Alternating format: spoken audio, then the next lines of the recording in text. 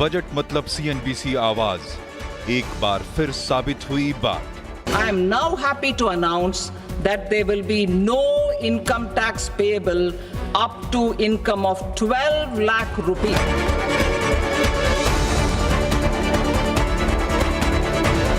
YouTube पर 5 लाख दर्शक आवाज के साथ अपने प्रतिद्वंदी से डबल से भी ज्यादा। सीएनबीसी आवाज YouTube पर नंबर 1 चैनल था 5 लाख लाइव व्यूज के साथ। 5 लाख लाइव व्यूज के साथ वो जो हमारा नियरेस्ट कॉम्पिटिटर है, हिंदी में जो नियरेस्ट कॉम्पिटिटर है, वो उस समय पे उसके आधे पर भी नहीं था।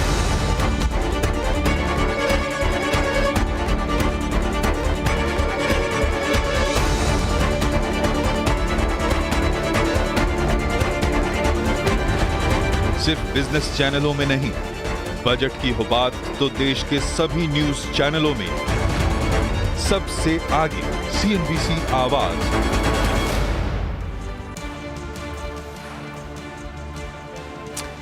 जी हाँ, सबसे आगे आपका अपना चैनल सीएनबीसी आवाज़, और आप लोगों की वजह से ही हम इतने बड़े दिन पर नंबर 1 रहे। तो एक बार फिर से सीएनबीसी आवाज़ की पूरी टीम की तरफ से आप सभी को तहे दिल से आपका तहे दिल से शुक्रिया, और बधाइयाँ भी आपको। आपका ही चैनल है एक्चुअली, तो इस वजह से। और जैसा हम उस दिन डिस्कस कर रहे थे कि नंबर्स को अगर आप देखें, खैर नंबर्स एक स्टोरी होती है और दूसरी स्टोरी होती है क्रेडिबिलिटी। आप क्रेडिबिलिटी मेट्रिक में तो मेरे ख्याल से शायद आप किसी से भी अगर पूछेंगे, और अगर किसी भी सेन इंसान से पूछेंगे, तो वो आपको यही जवाब देगा कि नहीं, सीएनबीसी आवाज़, चाहे आप हमारे लुक्स को देखें, चाहे आप हमारी प्रोग्रामिंग स्टाइल को देखें, या फिर आप किस तरीके के स्टॉक्स पर हम लोग बात करते हैं, किस तरीके से करते हैं, अगर उन सब की बात हो।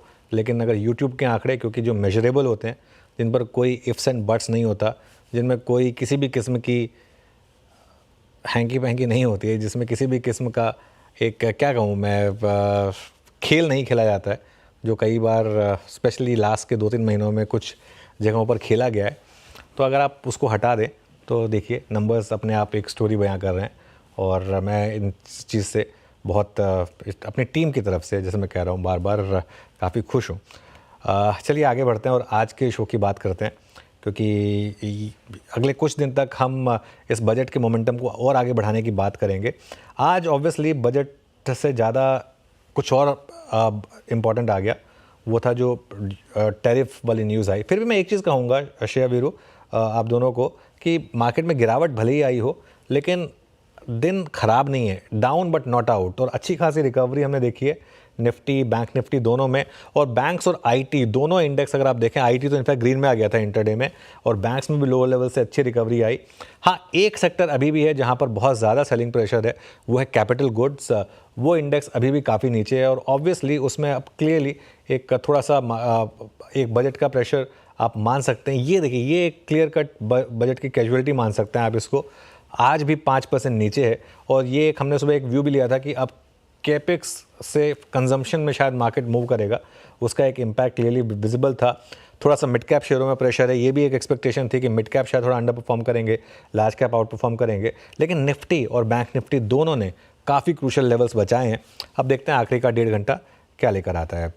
Veeru, Shreya, good afternoon. Good afternoon sir. बिल्कुल देखने वाली बात होगी कि आखिरी का 1.5 घंटा किस ओर ले जाता है मार्केट को। लेकिन जिस तरह से निचले स्तरों से रिकवरी देखने को मिली है मार्केट में, अभी ट्रेंड किस तरफ है, किस ओर जा रहा है मार्केट, और साथ ही स्ट्रैटेजीज अब क्या अपना इन ट्रेडर्स और इन्वेस्टर्स? बहुत अच्छा सवाल है कि अब तक बात हो रही थी कि बड़ा ट्रेंड नेगेटिव है। आज अगर हम किसी तरीके से आज के अब अगर अगले और 2-3 दिन में अगर हम 23,200 को बचा लें और 23,500 को क्रॉस कर लें, तो बड़ा ट्रेंड न्यूट्रल हो जाएगा।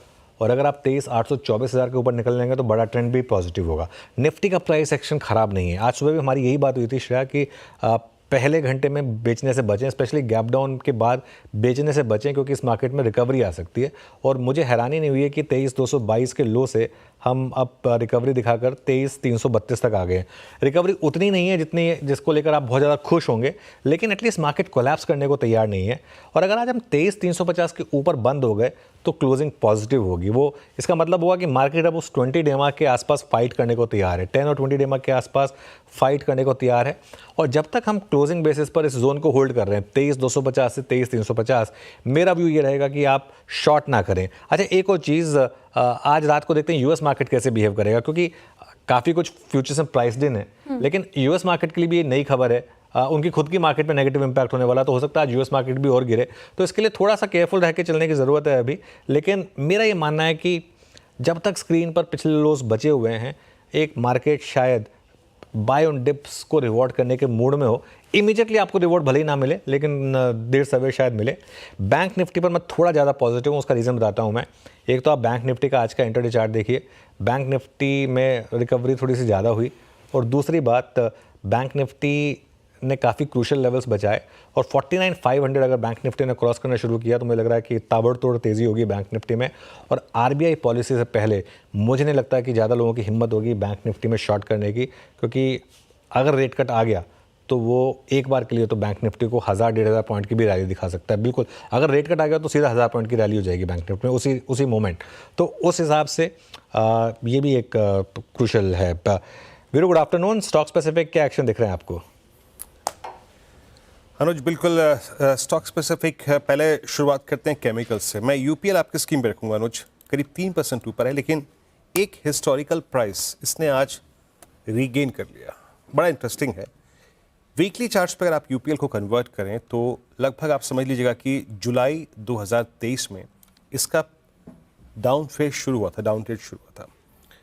क्योंकि वीकली चार्ट्स पे मैं बात कर रहा हूँ, 200 week exponential moving average violate हुआ था उस दिन, वही प्राइस था 633, और आज एग्जैक्टली 633 स्ट्राइक करता हुआ 633।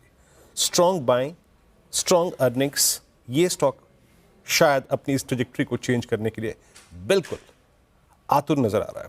पहली चीज यूपीएल, मैं जिक्र एसआरएफ का भी करता, बट एसआरएफ ऑलरेडी सक्सीड कर चुका है, ऑल टाइम हाई पे ट्रेड कर रहा है, बट जो चीज रिवॉर्ड रखती है उसमें यूपीएल शामिल है। हमारे पास टेक्नो फंडा, दोनों पैटर्न बेहद शानदार है। उसके बाद ऑटो में एमएनएम। मैं आज थोड़ा सा वीकली चार्ट्स को देखकर, ऑप्शंस के स्टैट्स को देख के, पुट राइटर्स के कन्वेंशंस को देख के थोड़ा टिप्पणी कर रहा हूँ अनुज। आज 3181 स्ट्राइक करता हुआ वीकली पे, डेली पर इस पूरे कंजेशन जोन को ये पार करता हुआ, जो कि अलाइंड है 3190 से लेकर 3200 की जोन में। अगर ये 3200 के कॉलाइटर्स के जोन को लांघता है तो मेरे ख्याल से आने वाले कुछ सेशंस इसको बिलोंग करेंगे। और एक बार स्क्रीन पे एक और ट्रेड लेके आएगा, इनफैक्ट जिसमें मूव काफ़ी स्ट्रांग है, वह है टीवीएस मोटर्स, 3% ऊपर। मैं यहाँ पर थोड़ा सा डेली पे आके बात करूँगा। यहाँ पर भी जैसे कि मैंने यूपीएल के केस में जिक्र किया था, 22 अक्टूबर 2024 को एक बड़ा ब्रेकडाउन आया था, उसके बाद इसका डाउन ट्रेंड शुरू हुआ था, फिर ये 200 EMA के नीचे गया, आज एग्जैक्टली उसी प्राइस को अट्रैक्ट करता हुआ। तो 3 स्टॉक्स, यूपीएल, टीवीएस मोटर्स और एमएनएम। अनुज, हमने उस दिन मारुति में देखा था सुबह सुबह, वो क्या स्ट्रॉन्ग मूव आया। लुक एट एमएनएम, जो लीडर था 2023 का 24 का, वाकई आई थिंक इस कंजम्पशन पुश का एक एडवांटेज पूरा का पूरा ऑटो कैरी करता हुआ है ना। नहीं, बिल्कुल वीरो, देखिए बहुत क्लियर है। आज जैसे हम सुबह भी बात कर रहे थे कि अगर आपकी जेब में पैसा आएगा तो सबसे बड़ी एस्पिरेशन क्या होगी आपकी, कि मैं बेटर गाड़ी लूँ, मैं बेटर 2 व्हीलर लूँ, मैं बेटर ट्रैक्टर लूँ, मैं बेटर ट्रक लूँ, जो भी है, जिस भी तरीके से आप सोचेंगे। और ये सबसे बड़ा एग्जाम्पल होता है कंजम्पशन का। अच्छा, कई बार क्या होता है ना, पहले से साइन बनने लगते हैं। जैसे ऑटोज़ के केस में पहले से साइन बनने लग गए थे कि थोड़ी सी रिकवरी शुरू हो गई। अगर आप देखें ऑटो इंडेक्स को, इसने मैसिवली आउट परफॉर्म किया है इवन बिफोर बजट। बजट से पहले भी जो गिरावट आई थी मार्केट की, उसमें ये नहीं गिरा था, ऑटो इंडेक्स नहीं गिरा था। तो उस हिसाब से आई थिंक ये एक काफ़ी इंटरेस्टिंग पॉइंट रहा है। आई थिंक ये क्लियर कट बजट बेनिफिशियरी है। और एक चीज़ हुई है वीरू, आप इसको कॉन्टेक्स्ट में रखिए। जहां आप एक तरफ निफ्टी ऑटो का इंटरडे चार्ट दिखा रहे हैं, वो ठीक है, दूसरी तरफ आप निफ्टी कैपिटल गुड्स का इंटरडे चार्ट देखिए। ये एक स्ट्रेट अवे एक शिफ्ट है जो आपने देखी है कैपेक्स से कंजम्पशन में। वो आई थिंक सैटरडे को रामदेव जी आए तो उन्होंने भी यही बात कही थी, आज सुबह भी हमारी जितनी बात हुई थी। अच्छा, इसका मतलब ये नहीं है कि बस कैपेक्स पूरा ही बिग यहाँ से ख़राब होता जाएगा। इनमें से काफ़ी स्टॉक्स हैं जो अब आपको अच्छी अपॉर्चुनिटी दे रहे हैं, क्योंकि ये बजट से पहले ही काफ़ी गिर चुके थे स्टॉक्स। और उस हिसाब से मुझे लग रहा है कि आज यहाँ पर थोड़ा सा अति हो रही है कैपिटल गुड स्टॉक्स में भी। ये भी एट सम स्टेज सुधरेंगे, लेकिन अभी तो खैर आज इनका दिन नहीं है, तो इसके लिए बाकी के स्टॉक्स ज़्यादा चल रहे हैं। चलिए अब हाँ, सॉरी कुछ कह रहे हैं आप? ये ट्रैक्टर का ख्याल कहाँ से आ गया अनुज? वो सड़कें खुदी हुई हैं लोअर परेल में, क्या मन में आ रहा है कि वो भी क्या वो भी लेने का मन है क्या? सच बताऊँ ना, किसी को नहीं रोक रहे। देखिए वीरू, मुंबई में ना मुंबई में जब भी बीएमसी का इलेक्शन आता है ना, तो अब हमको पता होता है। मैं आपको बताऊं, ये तो आप लोअर परेल की बात कर रहे हैं, आप टाउन चले जाएं, टाउन में ऐसी सी सड़कें हैं ना जिनको देखकर, जिन पर आप हवाई जहाज लैंड करा सकते हैं, उनको भी खोद दिया जाता है कि दोबारा बनानी है, पता नहीं क्यों। और ये थोड़ा सा, अब क्या बताएं, वो एक मुंबई में एक अंडरस्टूड होता है ये कि बीएमसी इलेक्शन के टाइम पे ये सब होगा, सारी सड़कें खोद दी जाएंगी, तो क्या करें, वो जो है वो है। लेकिन फ्रैंकली बोलूँ तो आजकल ट्रैक्टर इतने अच्छे आ गए ना, कई बार देख के मन करता है कि यार इस पर बैठ के एक बार चला के तो देखते हैं। मैं कई बार रूरल एरियाज वगैरह में जाता हूँ ना, चंडीगढ़ पंजाब से जाइए, हाँ, स्पेशली वो जो रिच फार्मर्स वगैरह के ट्रैक्टर्स आप देखेंगे ना, अरे उन्होंने, और वो क्या उसको मॉडिफाई करा लेते हैं और सब एकदम बिल्कुल best in class music system लगा के, पूरा डीजे बना के, उसको एसी लगा के, जो एकदम बाकायदा रोड पे चलता है सर वो। अरे बिल्कुल अलग ठाट होते हैं उन ट्रैक्टर्स के। खैर, थोड़ा टॉपिक से डाइग्रेस करते हैं थोड़ा मार्केट पर वापस आते हैं और श्रेया के पास चलते हैं आज के ट्रेंडिंग स्टॉक्स और आज के कार्यक्रम का क्रम के लिए। श्रेया जी सर, बिल्कुल ट्रेंडिंग स्टॉक्स लेंगे और कार्यक्रम का क्रम भी समझेंगे, लेकिन सर एक सवाल मेरे पहले कि इस फ्राइडे आरबीआई पॉलिसी है, हालांकि आपने थोड़ा जिक्र भी किया, लेकिन क्या एक्सपेक्ट कर रहे हैं, थोड़ा डिटेल में बताएं।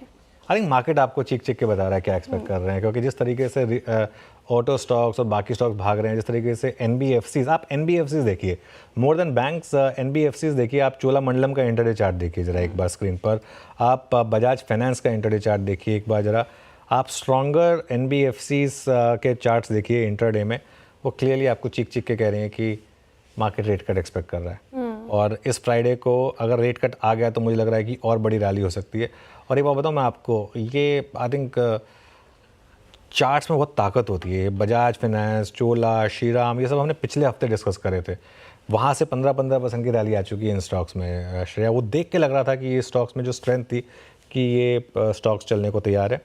तो आई थिंक मार्केट एक रेट कट की एक्सपेक्टेशन लेके चल रहा है, और बाकी भी और कुछ मेजर्स जो हम कुछ देर में नीलकंठ जी की वो बाइट भी प्ले करेंगे, वो भी एक्सपेक्ट कर रहा है मार्केट। खैर एनीवे, वो तो फ्राइडे को पता चल जाएगा। आज के ट्रेंडिंग स्टॉक्स की बात करें, बिल्कुल सर, फ्राइडे को पता चलेगा कि क्या बड़े अनाउंसमेंट होते हैं आरबीआई की तरफ से। चलिए ट्रेंडिंग स्टॉक्स पर नजर रखते हैं, शुरुआत करते हैं मंदी के ट्रेंडिंग स्टॉक्स के साथ। कहाँ ज़्यादा डेंट पड़ता नजर आया है, कौन से स्टॉक्स में बिकवाली हावी होती नजर आई है। तो देखिए L&T 4.5% से ज़्यादा टूट कर कारोबार कर रहा है, ONGC में 4.5% से ज़्यादा की गिरावट, BEL भी इस लिस्ट में शामिल 3.5% से ज़्यादा गिर कर कारोबार कर रहा है। हीरो मोटोकॉर्प, ये भी, इस पर भी मुनाफा वसूली देखने को मिली 3.5% से ज़्यादा। इसके अलावा देखिएगा हुडको clearly accident of the day आज के सत्र में 9.5% से ज़्यादा लुढ़क गया। सीमेंस में मुनाफा वसूली 9.25% से ज़्यादा। संवर्धना मदरसन बिकवाली इस पर भी हावी होती दिखी 8.5% से ज़्यादा। और NCC लिमिटेड देखिए लगातार इसमें बिकवाली देखने को मिल रही है 6.5% से ज़्यादा टूटकर फिलहाल कारोबार करता हुआ।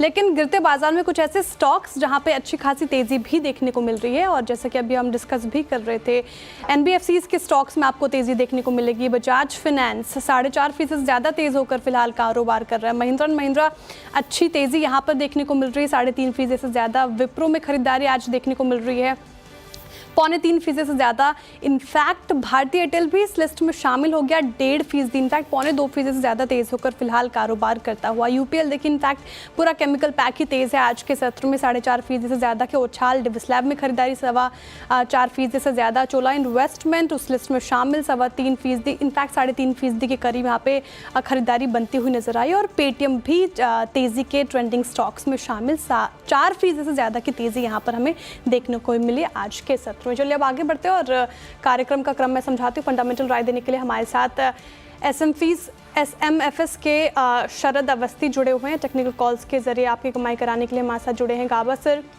मानस जायसवाल, अमित सेठ जी, शिल्पा राउत, शिवांगी सारदा और सोमिल मेहता जी। 2:15 पर मिताली बताएंगी टैरिफ वॉर से भारतीय कंपनियों को कितना फ़ायदा, और कंचन बताएंगे आपको कि भारतीय कंपनियों को कितना नुकसान हो सकता है। 2:25 पर यतिन बताएंगे बजट से क्यों निराश हुए PSUs। साथ ही 2:35 पर मंगलम बताएंगे आपको एशियन पेंट्स और टाइटन के नतीजों का अनुमान कैसा रह सकता है। साथ ही कंचन बताएंगे कैसे रहेंगे टाटा पावर के नतीजे। 2:45 पर बजट और बाजार पर खास चर्चा के लिए हमारे साथ होंगे कार्नियल एसेट मैनेजमेंट के फाउंडर विकास खेमानी जी। 3:05 पर यतिन बताएंगे आपको डीलिंग रूम से क्या कुछ संकेत मिल रहे हैं। 3:10 पर अनुसार से लेंगे कल के लिए स्ट्रैटेजी। साथ ही 3:15 पर लेंगे BTST STBT कॉल्स। चलिए अब एक काम करते हैं, एक काम करें पहले, इससे पहले कि आज के स्ट्रैटेजीज पर आएँ, आज सुबह जो शो में हमने एक स्ट्रैटेजी ली थी, एक बार जरा वो चलाते हैं, आपको बताते हैं कि कितना मुनाफा उसमें हमारे दर्शकों ने कमाया होगा। वो हुडको की कॉल थी, एक बार जरा वो प्ले करिए। फ्रेश शॉर्ट्स ऐड करने हैं हुडको के फ्यूचर्स में। स्टॉप लॉस आपको यहाँ से लगभग अराउंड 214.50 पे लगाना है। पहला टारगेट होगा इंट्राडे का अराउंड 200 का, बट पोजिशनली मुझे लग रहा है 190 तक एक डिक्लाइन हुडको में आ सकती है। 10-15 दिन पहले हमने एक व्यू लिया था, तब 240 पर था हुडको। काफ़ी हुडको से रिलेटेड, एक बजट से रिलेटेड काफ़ी फर्जी स्टोरियां चली थी बाज़ार में, जिसकी वजह से उसमें वो रैली आई थी। हर रैली पर निकलने की CNBC आवाज़ पर एक व्यू लिया गया था। सचिन से एक बार क्विकली हुडको रिविजिट करते हैं। सचिन, अब 9% नीचे पहला टारगेट हिट हुआ यहाँ पर। रिटेन करनी चाहिए शॉर्ट पोजीशंस। डेटा तो वही इंडिकेट करा है कि 190 के आसपास का स्विंग बनना चाहिए।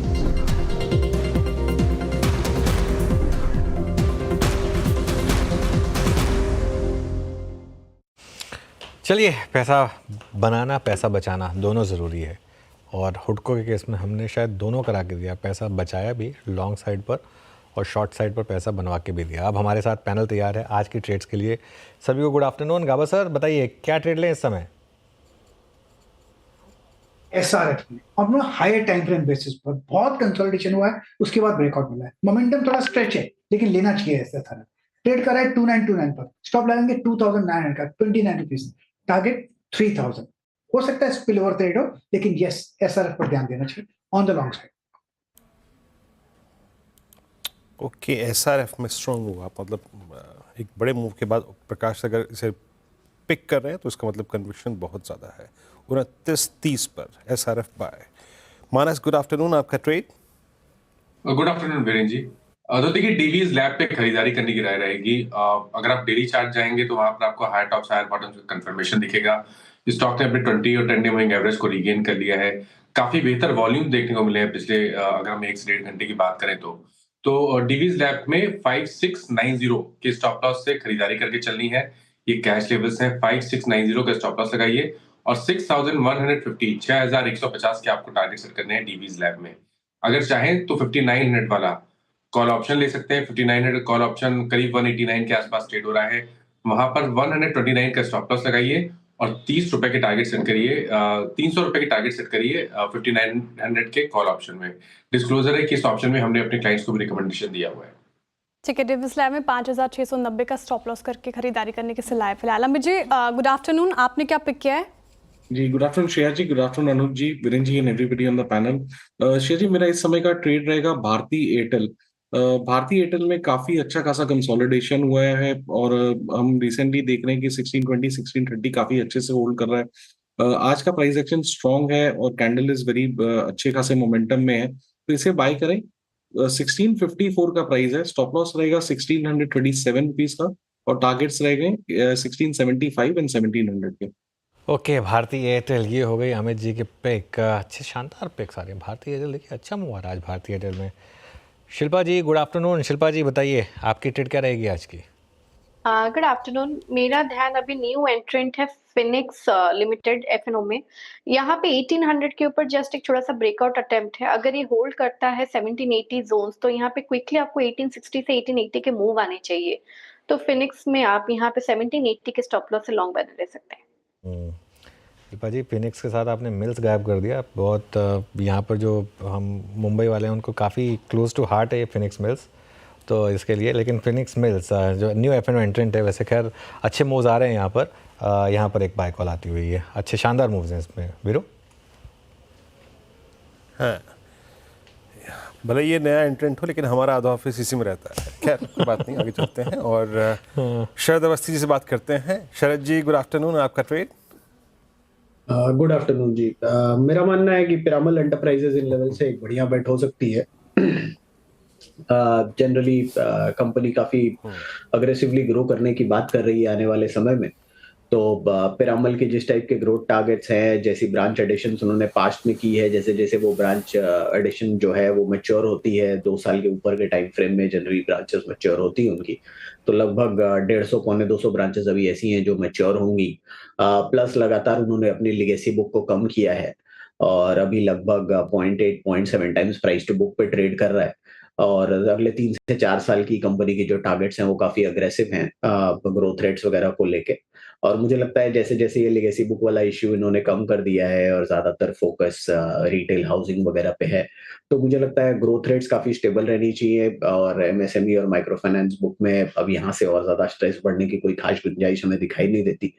तो वहाँ से भी इम्प्रूवमेंट लगातार दिखनी चाहिए। कैपिटल एडिक्वेसी वगैरह काफ़ी सफिशिएंट है 24% के आसपास। प्लस वो जो एक मर्जर की बात कर रहे हैं पिरामल हाउसिंग के साथ, तो उसका भी इनको फ़ायदा मिलना चाहिए। तो कुल मिला के हमें लगता है वो बहुत कंज़र्वेटिवली भी पकड़े तो अगले साल बुक वैल्यू में लगभग बुक वैल्यू अगले साल की अर्निंग करीब 45-50 रुपए के आसपास आनी चाहिए। 1300 के आसपास की बुक वैल्यू होनी चाहिए। शुरुआती लक्ष्य one time price to book तो आसानी से मिलना चाहिए। तो 1300 रुपए के इनिशियल टारगेट्स के हिसाब से पिरामल एंटरप्राइजेस। ठीक है, पिरामिड एंटरप्राइजेस शरद जी को पसंद आता हुआ फिलहाल। शिवांगी जी, गुड आफ्टरनून, आप क्या पिक कर रही हैं? शिवांगी जी म्यूट पर हैं आप। हाँ जी, ठीक है। पे है इंडियन होटल, तो हम देख रहे हैं कि यहाँ पे एक बहुत ही अच्छी पुल बैक मूव देखने को मिली थी पिछले सेशन में, और आज के सेशन में एक स्टेबिलिटी दिख रही है स्टॉक में। 50 डेली एक्सपोनेंशियल मूविंग एवरेजेस के ऊपर होल्ड करते हुए नजर आ रहा है ये। और सारे ही ट्रैवल, टूरिज्म, कंजम्पशन रिलेटेड जो काउंटर्स है उनमें फोकस रहेगा फॉर द नेक्स्ट क्वार्टर। तो यहाँ पे मेरी राय रहेगी कि हम खरीदारी करें। 840 तक के टारगेट्स नेक्स्ट बनते हुए दिख रहे हैं 790 के एक स्टॉप लॉस के साथ। ओके, चलिए ये इस समय शिवांगी की कॉल इंडियन होटल्स पर। अच्छा मूव यहाँ पर आज। निफ्टी, देखिए ऐसा नहीं है कि बहुत ज़्यादा स्ट्रॉन्ग रिकवरी आ गई है, लेकिन आज इंटरडे चार्ट देखिए आप। इंटरडे चार्ट देखकर आपको लगेगा कि पैसा आपका बाइंग पे बना होगा, पैसा सेलिंग पे नहीं बना होगा। ये हमेशा एक इंपॉर्टेंट चीज़ होती है कि अगर आप मार्केट कितना ऊपर है कितना नीचे है उससे ज़्यादा ज़रूरी है, स्पेशली अगर आप ज़ीरो पोजीशन से, अगर आपने न्यूट्रल पोजीशन से स्टार्ट किया हो तो। अगर आपके पास ऑलरेडी पोजीशन है तो अलग बात है, लेकिन अगर आपने न्यूट्रल से स्टार्ट किया है तो इंटरडे में पैसा बेचने पे बना या खरीदने पर बना। आज पैसा एक्चुअली खरीदने पर बना होगा इंस्टेड ऑफ बेचने पर। रियली जो पिछले 2 हफ्ते का स्टॉक रहा है वो है बजाज फाइनेंस। क्या बोलें स्टॉक के बारे में? 83.75 अब ये all time high Bajaj finance का। और ध्यान रखिएगा इसका, अगर आप 6 महीने का चार्ट देखेंगे बजाज फाइनेंस का, सितंबर में इसने प्रीवियस 52 वीक हाई लगाया था, उसके बाद ये स्टॉक गिरा था काफ़ी, और उसके बाद करीब 6500 तक गया था ये, और 6500 से एक वन वे रैली, और यहाँ पर एक शानदार मोमेंटम के साथ ट्रेड करता हुआ। Sharad ji, good afternoon. Bajaj finance almost हर साल वही कहानी, एक करेक्शन आती है जिसमें लोगों को लगता है कि नहीं इस बार थिंग्स आर डिफरेंट, लेकिन हर बार फिर नया हाई। क्या व्यू होगा अब इस स्टॉक पर? देखिए वैल्यूएशन वाइज तो हमेशा थोड़ा सा एक्सपेंसिव ही ट्रेड करता है। अभी भी मेरे हिसाब से थोड़ा एक्सपेंसिव साइड पे ही है। 5.5 पौने 6 के आसपास के प्राइस टू बुक की हम बात कर रहे हैं। बट ये कंज्यूमर वाला बूस्ट इनके लिए डायरेक्टली बेनिफिशियरी है। वहाँ पे जो थोड़ा सा स्लो डाउन आ रहा था, शायद इस पुश के साथ मेरे हिसाब से बाजार ये एंटिसिपेट कर रहा है कि लीवरेज भी एक रोल प्ले करेगा। हम लोग सिर्फ 1 लाख करोड़ समझ रहे हैं, लेकिन 1 लाख करोड़ ईएमआई में भी कन्वर्ट होता है, तो उसका बहुत बड़ा एडवांटेज बजाज फाइनेंस को हो सकता है। अक्रॉस द बोर्ड ज्यादातर फाइनेंसर्स को और बैंकिंग कंपनीज को होना चाहिए, बट चूंकि कंज्यूमर ड्यूरेबल में भी फास्टर एक्सेस और फर्स्ट लेवल ऑफ स्पेंडिंग होती है, और 10-12 हजार की ईएमआई में मोस्ट प्रोबेबली आप सबसे पहले छोटा मोटा कोई कंज्यूमर ड्यूरेबल खरीद सकते हैं। लॉन्गर टर्म लोन हुआ तो आप एक ठीक ठाक गाड़ी भी खरीद सकते हैं। तो मुझे लगता है इसलिए बजाज फाइनेंस में ये रन अप थोड़ा एग्रेवेटेड है, बट ये वैल्यूएशन पे मैं बहुत कंफर्टेबल तो नहीं होऊंगा खरीदने के लिए। कंपेयर टू दिस मेरे हिसाब से जो कुछ पीएसयू बैंक्स हैं या स्मॉल फाइनेंस बैंक्स हैं जहां अभी टेंशन बहुत ज्यादा है माइक्रो फाइनेंस और एमएसएमई को लेके, मैं प्रेफरेबली वहां फोकस करना चाहूंगा। बजाज फाइनेंस मुझे लगता है थोड़ा सा एक्सपेंसिव है वैल्यूएशन वाइज, बट ये ट्रिगर काफी बड़ा है। अगर ये मटेरियलाइज होता है मोस्ट प्रोबेबली अगले साल ही आपको इफेक्ट दिखेगा, तो काफी बड़ा ट्रिगर हो सकता है बजाज फाइनेंस के लिए, पर्टिकुलरली जो कंज्यूमर लोन उनका मेन स्टे बिजनेस है उसके लिए। ओके, बजाज फाइनेंस क्या स्ट्रॉन्ग मूव। स्पीच लेके आइए आप निफ्टी आईटी। बजाज फाइनेंस के एक स्ट्रॉन्ग मूव के बाद आईटी को पकड़िए। आज निफ्टी आईटी का लो था वो करीब 41,440, अब करीब 42,292। इंट्राडे में निफ्टी आईटी की रिकवरी देखिए अनुज, आज 47.15 जैसे ही रुपए की ओपनिंग इस ट्रैजेक्टरी में हुई, एक हमें बहुत बड़ा टेलविंड मिल गया इस सेक्टर के लिए।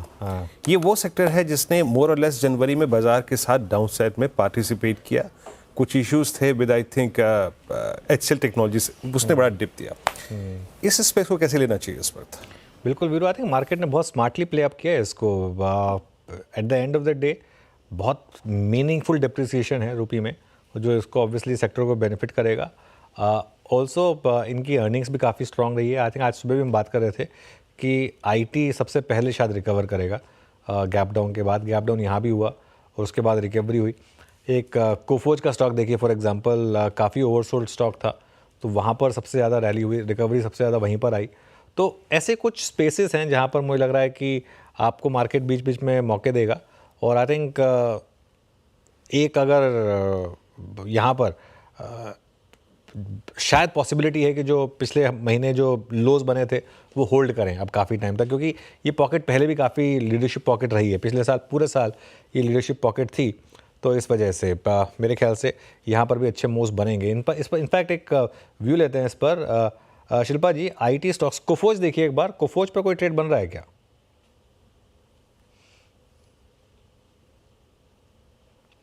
शिल्पा जी, कोफोज जी, कोफोज पे अगर आप देखेंगे अनुज जी, मुझे लगता है 8500 से लेके 8600 के आपके लेवल सब साइड में आने चाहिए। यहाँ पे स्टॉप लॉस आप ऑन डिक्लाइंस भी थोड़ा बाय करके मेंटेन करेंगे 8200 का, तो भी मुझे लगता है इनफ होना चाहिए। बट डेफिनेटली यहाँ से आप मूव टुवर्ड्स 8500 आते हैं। ओके, चलिए अब आगे बढ़ते हैं और आज की सबसे बड़ी स्टोरी को एड्रेस करते हैं। अमेरिका ने दुनिया में टैरिफ वॉर छेड़ दिया है। ट्रंप सरकार ने मैक्सिको, कनाडा और चीन पर नए टैरिफ का ऐलान कर दिया है। इस टैरिफ वॉर को लेकर दुनिया भर के बाज़ारों में कमज़ोरी है। भारतीय बाज़ार भी इससे छूते नहीं हैं।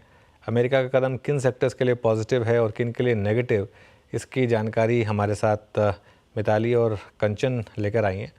पहले चलते हैं मिताली के पास, फिर चलेंगे कंचन के पास। तो मिताली से जानते हैं कि कहाँ पर ये न्यूज़ पॉजिटिव रहेगी। पहले पॉजिटिविटी के साथ शुरुआत करते हैं मिताली। जी, तो यूएस ने अपने नए टैरिफ प्लान इंप्लीमेंट किए जो कि लागू होंगे ट्यूसडे 12:01 से। 25% टैरिफ लगाए उन्होंने कनाडा और मैक्सिको पे, और 10% टैरिफ लगाए चाइना के सारे ही एक्सपोर्ट प्रोडक्ट्स पे, कुछ भी उन्होंने एक्सक्लूड नहीं किया। यहाँ पे ये चेंजेस दुनिया के ट्रेड डायनामिक्स को बदलने वाले हैं और इंडिया भी इस इम्पैक्ट को झेलने वाला है। तो ट्रेड डाइवर्जन अपॉर्चुनिटीज़ की बात करूँ तो सेक्टर स्पेसिफिक टेक्सटाइल्स, इलेक्ट्रॉनिक्स और फार्मास्यूटिकल जैसे सेक्टर्स में इंडिया एक्सपोर्टर्स को यहाँ फ़ायदा मिलता नजर आ सकता है। दूसरा मेजर इंपैक्ट होगा एनर्जी प्राइस शिफ्ट्स का। यूएस ने कैनेडियन ऑयल, गैस और इलेक्ट्रिसिटी पर टैरिफ लगाए हैं। इसका मतलब है कि कनाडा को अब एशियन मार्केट्स की तरफ अपना फोकस बढ़ाना पड़ सकता है। लेकिन ये सिर्फ अपॉर्चुनिटीज़ ही नहीं, कुछ रिस्क्स भी है, जैसे कि सप्लाई चेन का रिस्क। अगर इंडिया की बिजनेसेस अभी भी चाइनीज़ इंपोर्ट पर डिपेंडेंट है तो वहाँ पर उन्हें कॉस्ट में बढ़ोतरी का सामना करना पड़ सकता है। अब बात करते हैं इन्वेस्टमेंट पोटेंशियल की, तो यहाँ पे यूएस और चाइना के बीच जो ट्रेड कॉन्फ्लिक्ट चल रहा है उसके कारण जो मैन्युफैक्चरिंग कंपनीज है यहाँ पे इंडिया में, उनको एक अच्छी खासी इन्वेस्टमेंट बूस्ट देखने को मिल सकती है। साथ ही ग्लोबल ट्रेड डिस्ट्रप्शंस की बात करें तो इम्पैक्ट करेंसी और इन्फ्लेशन पे भी देखने को मिल सकता है। रुपए की स्टेबिलिटी को लेकर कंसर्न्स बढ़ते नजर आ सकते हैं और इन्फ्लेशन लेवल्स पर भी हमें इंक्रीमेंट देखने को मिल सकता है। इन सब के बीच एक स्पेसिफिक सेक्टर जो कि आज लाइमलाइट में रहा है वो एक केमिकल सेक्टर।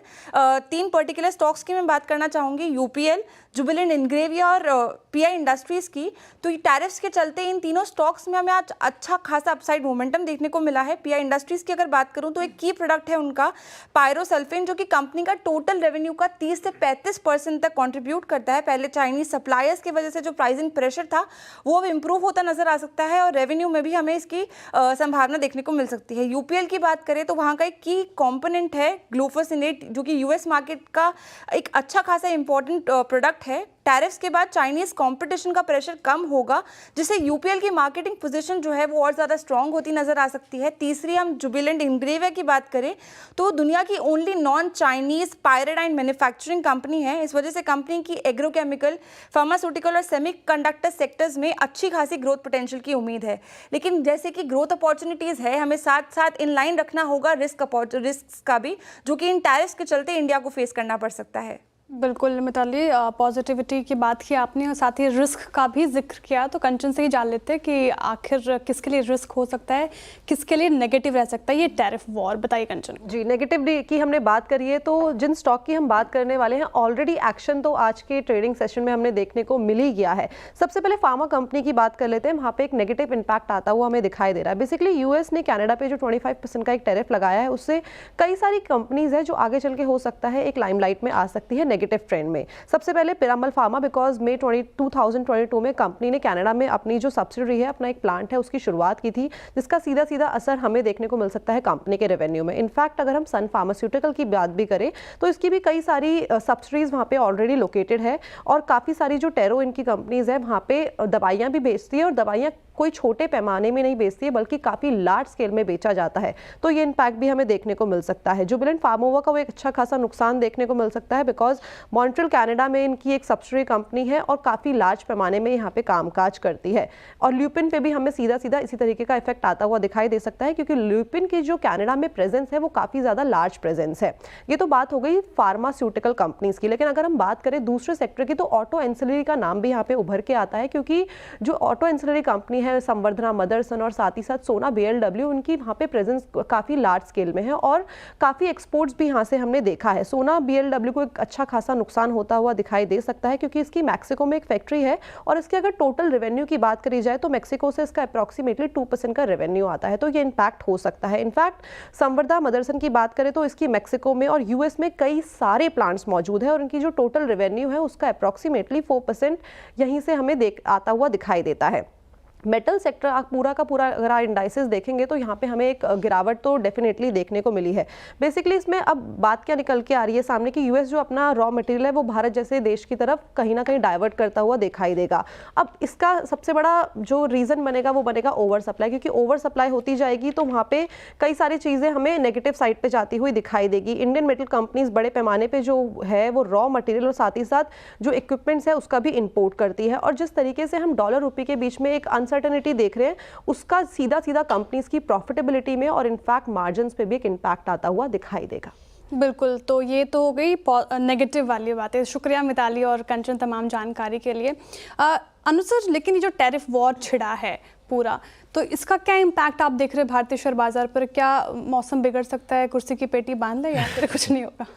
नहीं, देखिए हो सकता है इवेंचुअली ये हमारे लिए बेनिफिशियल हो, क्योंकि टैरिफ देखिए अगर तो ट्रम्प साहब ने भारत पर नहीं लगाया, अब तक तो नहीं लगाया, बाकी उनका कोई भरोसा तो है नहीं, उनके दिमाग में क्या चल रहा है शायद वही जानते हैं, वो भी नहीं जानते शायद। तो अब वो अगर भारत पे नहीं लगाएं तो ये इवेंचुअली पॉजिटिव होगा इंडिया के लिए। और आज तो देखिए सारे बाजार गिरे हैं तो इसके लिए हमारे बाजार भी गिर गए, लेकिन हमारे बाजार उतने नहीं गिरे जितने बाकी बाजार गिरे हैं। तो आई थिंक थोड़ा सा इसमें ना हमको मुझे लग रहा है कि थोड़ा सा हमें वेट करना चाहिए, बहुत ज़्यादा जल्दबाजी नहीं करनी चाहिए। एक चीज़ जो मैंने जब डोनाल्ड ट्रंप प्रेसिडेंट बने थे तब भी कही थी कि डोनाल्ड ट्रंप ना तो एंटी चाइना है, ना एंटी मैक्सिको है, ना एंटी कनाडा है, वो प्रो अमेरिका है। उनके दिमाग में वो कर रहे हैं जो अमेरिका के लिए बेनिफिशियल है। उससे अगर किसी और कंट्री को नुकसान होता है तो हो, लेकिन अब तक एटलीस्ट इंडिया पे टैरिफ नहीं आया, तो आई थिंक मैं उसको थोड़ा सा पॉजिटिवली ले रहा हूँ ना। अब तक उन्होंने भारत को निशाने पे डाला है, पासिंग में एक दो बार उन्होंने ज़रूर कहा था, लेकिन उसका कोई अब तक एक्शन तो नहीं आया है, तो उसको पॉजिटिवली लेंगे। लेकिन एक काम करते हैं, BSE के MD और CEO सुंदर रमन राममूर्ति क्या मानते हैं इस टैरिफ के मसले पर, एक बार उनका व्यू भी सुन लेते हैं।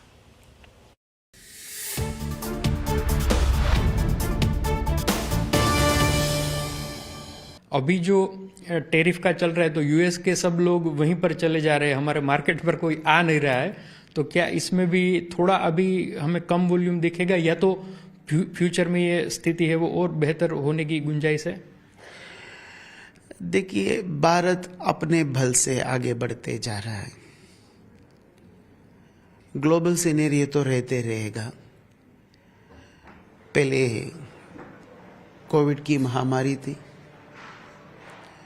बाद में विश्व के परिस्थितियों में बहुत सारे बदलाव आए, सबके सामने करते हुए भारत अपने बल से प्रगति कर रहा है, करते रहेगा।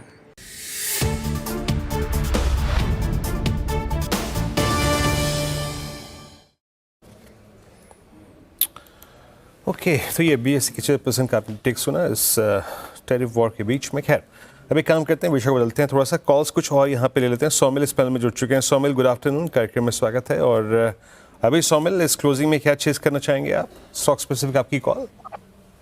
स्टॉक स्पेसिफिक मैं बाटा इंडिया पे बाय कॉल देना चाहूंगा।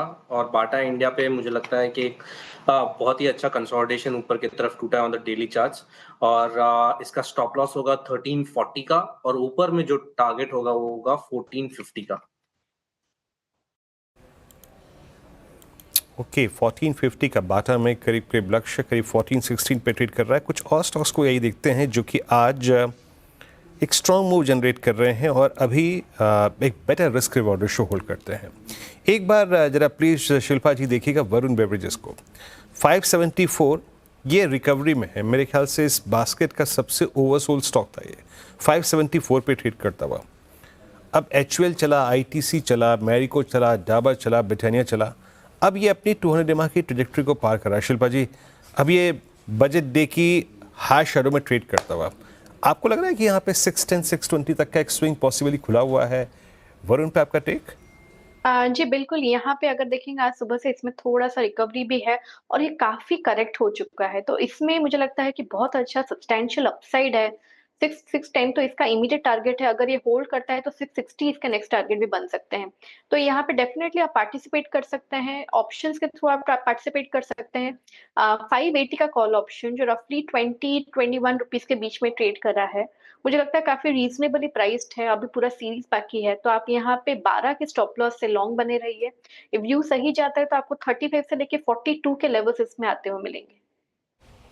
ठीक है, तो फिलहाल ये व्यू वरुण बेवरेजेस पे शिल्पा जी की तरफ से आते हुए एक बार हुडको हमने हालांकि थोड़ा डिस्कस भी किया, लेकिन हुडको का चार्ट रखते स्क्रीन पर जिस तरीके से बिकवाली इस पर्टिकुलर काउंटर में हमें देखने को मिल रही है। देखिए डे लो के पे ये कारोबार कर रहा है, 9% का इस पे डेंट पड़ता हुआ 198 के लेवल पर कामकाज करे। शिवांगी जी, हुडको का चार्ट देखिए, क्या लग रहा है कि चार्ट्स में स्ट्रेंथ है, जिनके पास है वो एग्जिट करें, क्या करना चाहिए?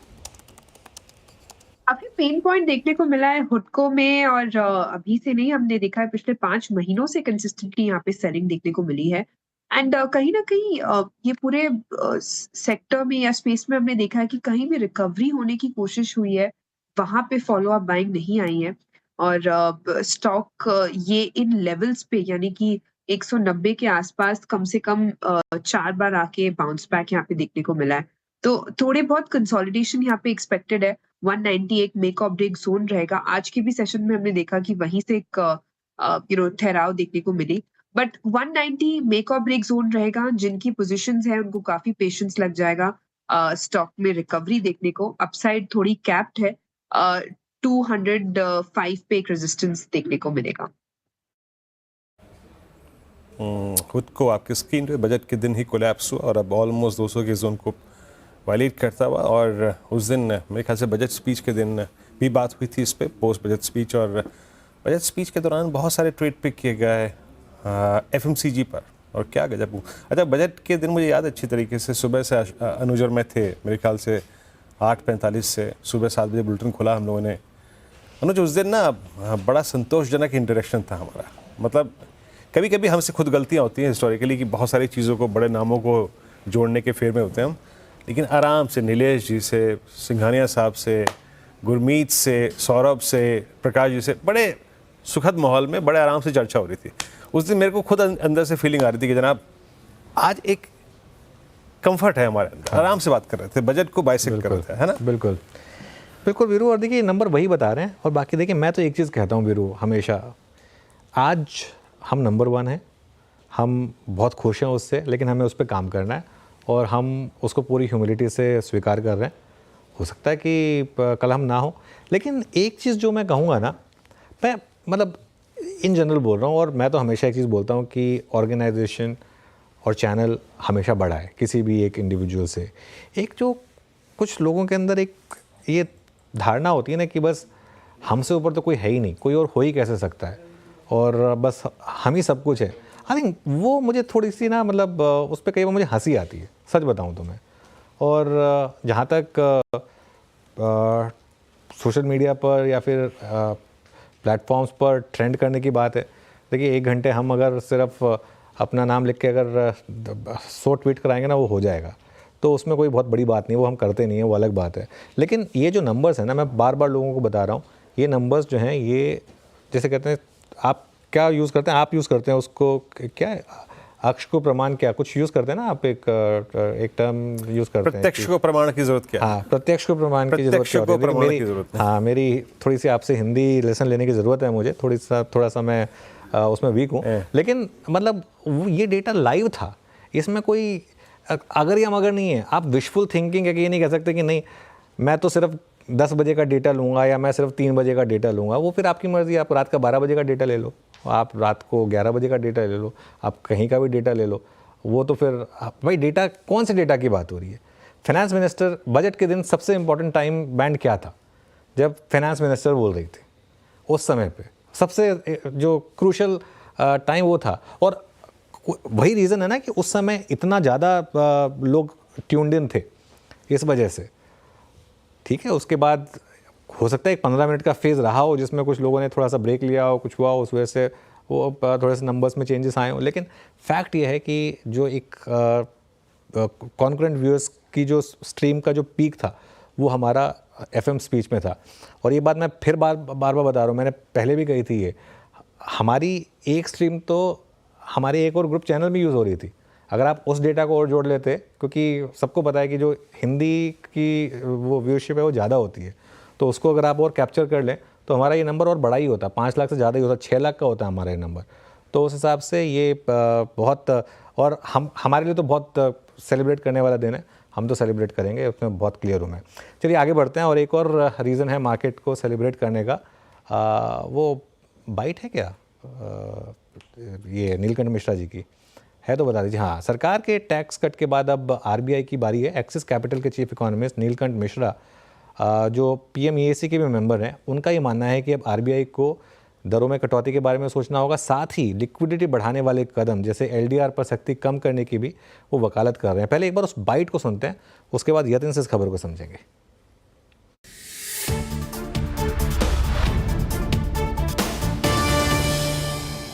कंसेंसस अब हो गया है कि भाई 25 बेसिस पॉइंट कट तो आ ही रहा है, और क्योंकि इसको एक कॉन्सेप्ट बोलते हैं ओवरटर्न विंडो, कि पब्लिक और मार्केट की क्या एक्सपेक्टेशन है उसके बीच में ही पॉलिसी मेकिंग ज्यादातर होती है। तो 6 महीने पहले ओवरटर्न विंडो कहता था कि भाई आप रेट कट भी मत कीजिए, आप स्टांस भी मत चेंज कीजिए, आप CRR भी मत कट कीजिए। एटलीस्ट वो अब शिफ्ट होके इस जगह पे आया है कि रेट कट की एक्सपेक्टेशन है।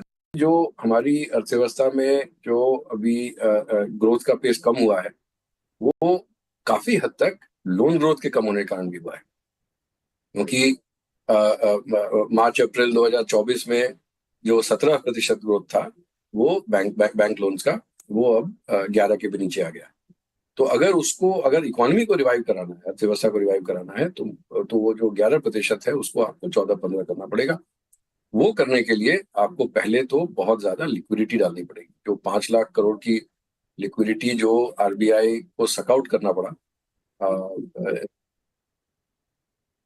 $60 बिलियन बेचने पड़े, ये अनुमान है मार्केट का, तो उसको रिप्लेनिश करना पड़ेगा। अगर वो होगा तभी डिपॉजिट ग्रोथ आएगी, और जब डिपॉजिट ग्रोथ आएगी तभी क्रेडिट ग्रोथ आ सकती है। तो पहला ये एक आस्क है, ये प्रिस्क्रिप्शन है। दूसरा है कि आप जो क्रेडिट डिपॉजिट रेशियो और इस तरह की जो बंदिशें लगाई गई थी फाइनेंशियल इंस्टीट्यूशंस पे, उन लोगों को, उन पे अगर RBI थोड़ा स्लो हो जाए तो फिर बैंक्स अपना लोन को बढ़ा सकते हैं। और क्योंकि कैपिटल एडिक्वेसी है उनके पास, मतलब बैलेंस शीट पे इतना रिस्क कैपिटल है, और रिस्क बफर्स हैं, और दूसरा की लिक्विडिटी भी वो मैनेज कर रहे हैं, तो इसलिए LDR का एडिशनल रिक्वायरमेंट की जरूरत नहीं है।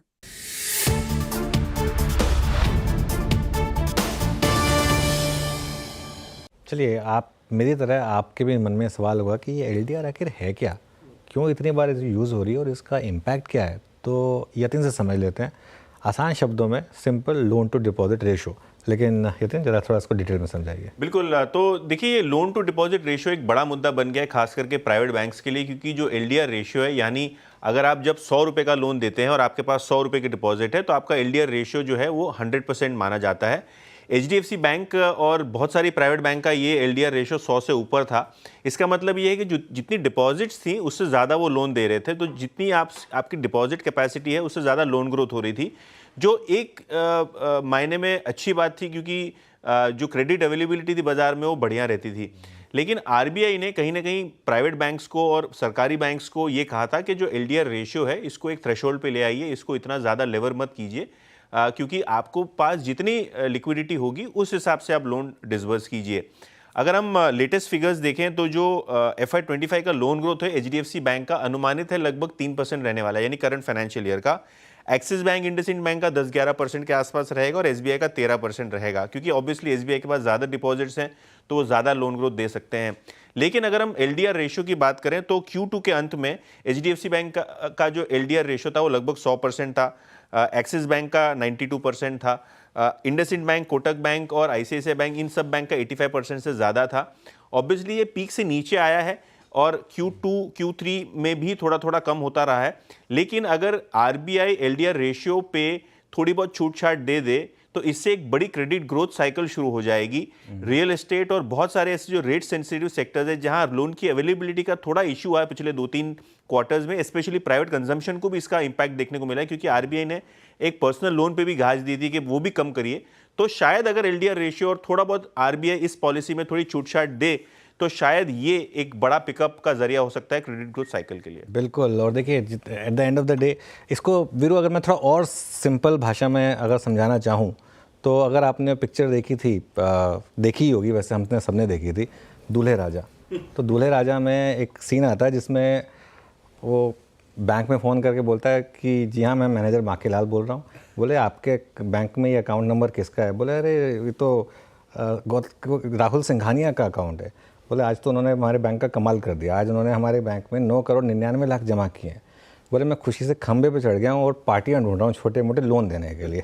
तो बेसिकली बैंकों के पास जब डिपॉजिट आता है तो वो एक अजम्पशन लेते हैं कि भाई अभी डिपॉजिट आ गया मेरे पास, अब ये पैसा मैं लेंड करूँ, क्योंकि आप डिपॉजिट पे 4% देते हैं और अगर आप लेंड करते हैं तो आप 7% लेते हैं। ये बैंकों का बिजनेस है बेसिकली, उनको उस पर 3% बनाना है, 3 या 4% जो बनाना है तो वो उस पर। लेकिन अब थोड़ा सा ये था कि भाई आप उससे ज़्यादा मत लेंड करिए, लेकिन बैंकों को ये कॉन्फिडेंस होता है कि जो मेरा डिपॉजिटर है वो थोड़ा ना आके मेरे पास पैसा विड्रॉ करने वाला है। लेकिन ये आई थिंक आप देखिए बैंकों में, NBFCs में बहुत बड़ी रैली हो रही है अभी इस समय, और क्योंकि एक एक्सपेक्टेशन है कि ये जो पॉलिसी आएगी ये डविश पॉलिसी होगी, रेट कट भी होगा, ये LDR पर भी कुछ आएगा, प्लस कुछ और शायद एक आध पॉजिटिव चीज़ें कही जाएँ। यतिन बहुत बहुत शुक्रिया। शरद जी, कोई बैंक पिक करना हो आपको तो कौन सा बैंक पिक करेंगे खरीदने के लिए, डिपॉजिट के लिए नहीं? प्रेफरेबली मैं अभी जो वैल्यूएशन देख रहा हूँ उस हिसाब से मुझे लगता है इंडसइंड बैंक की काफी बढ़िया बेट होनी चाहिए। बजट में भी MSME वगैरह पे फोकस है। इस क्वार्टर के नतीजों के बाद मोस्ट प्रोबेबली जो थोड़ा ओवरहैंग बहुत ज्यादा था, डर था कि बहुत ज्यादा क्रेडिट क्वालिटी में खराबी दिखाई देगी माइक्रो फाइनेंस और MSME में, वो उतनी बुरी दिखाई नहीं दी है। सबसे ज्यादा रिजल्ट्स भी BFSI स्पेस के आए हैं, तो मुझे लगता है बेटर रिजल्ट्स हैं और शायद डर थोड़ा ज्यादा है। तो उस हिसाब से मुझे लगता है इंडसइंड बैंक एक बढ़िया बेट है। इनिशियली 1500 रुपए तक के टारगेट हमें लगता है वहां आने चाहिए। तो अगले 6 से 9 महीनों में जैसे जैसे ये इंप्रूवमेंट आता है तो फ्रंटलाइन स्टॉक्स में इंडसइंड बैंक, और अगर आप थोड़ा रिस्क लेके बॉटम फिशिंग करना चाहते हैं और थोड़ा सा अपना नजरिया 12 से 18 महीने का रखते हैं तो फ्यूजन पे मैं काफी समय से बुलिश रहा हूँ। मुझे लगता है वो एक बढ़िया प्रोमोटर बैकिंग वाली कंपनी है, तो वहां पे भी काफी बढ़िया इंप्रूवमेंट आने वाले समय में आ सकती है। वैल्यूएशन कंफर्ट भी डिसेंट है। और तीसरा एक मिड नेम लेना हो तो मुझे लगता है बंधन बैंक भी एक काफी बढ़िया बेट है इन वैल्यूएशंस में। बंधन बैंक का ये भी एक नंबर मतलब स्टॉक रहेगा टू वॉच आउट।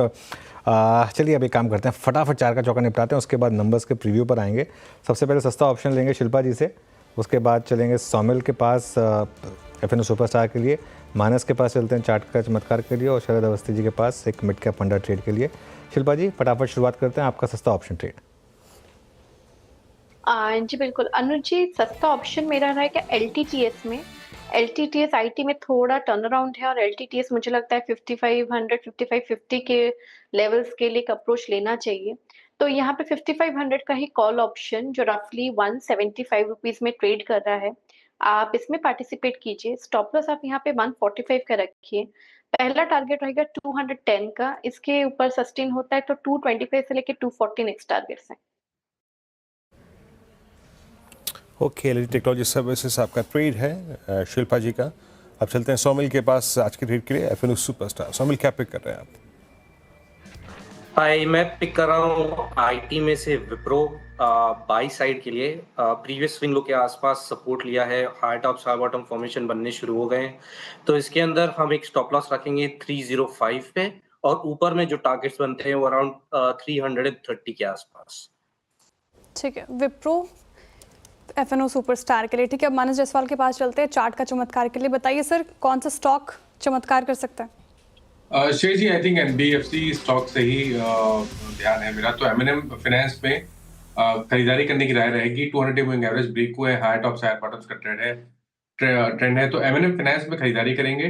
284.90 का आपको स्टॉप लॉस लगा के खरीदारी करनी है, ये कैश टेबल्स हैं, और 302 रुपए तक के टारगेट्स पॉसिबल हैं एमएनएम फाइनेंस में।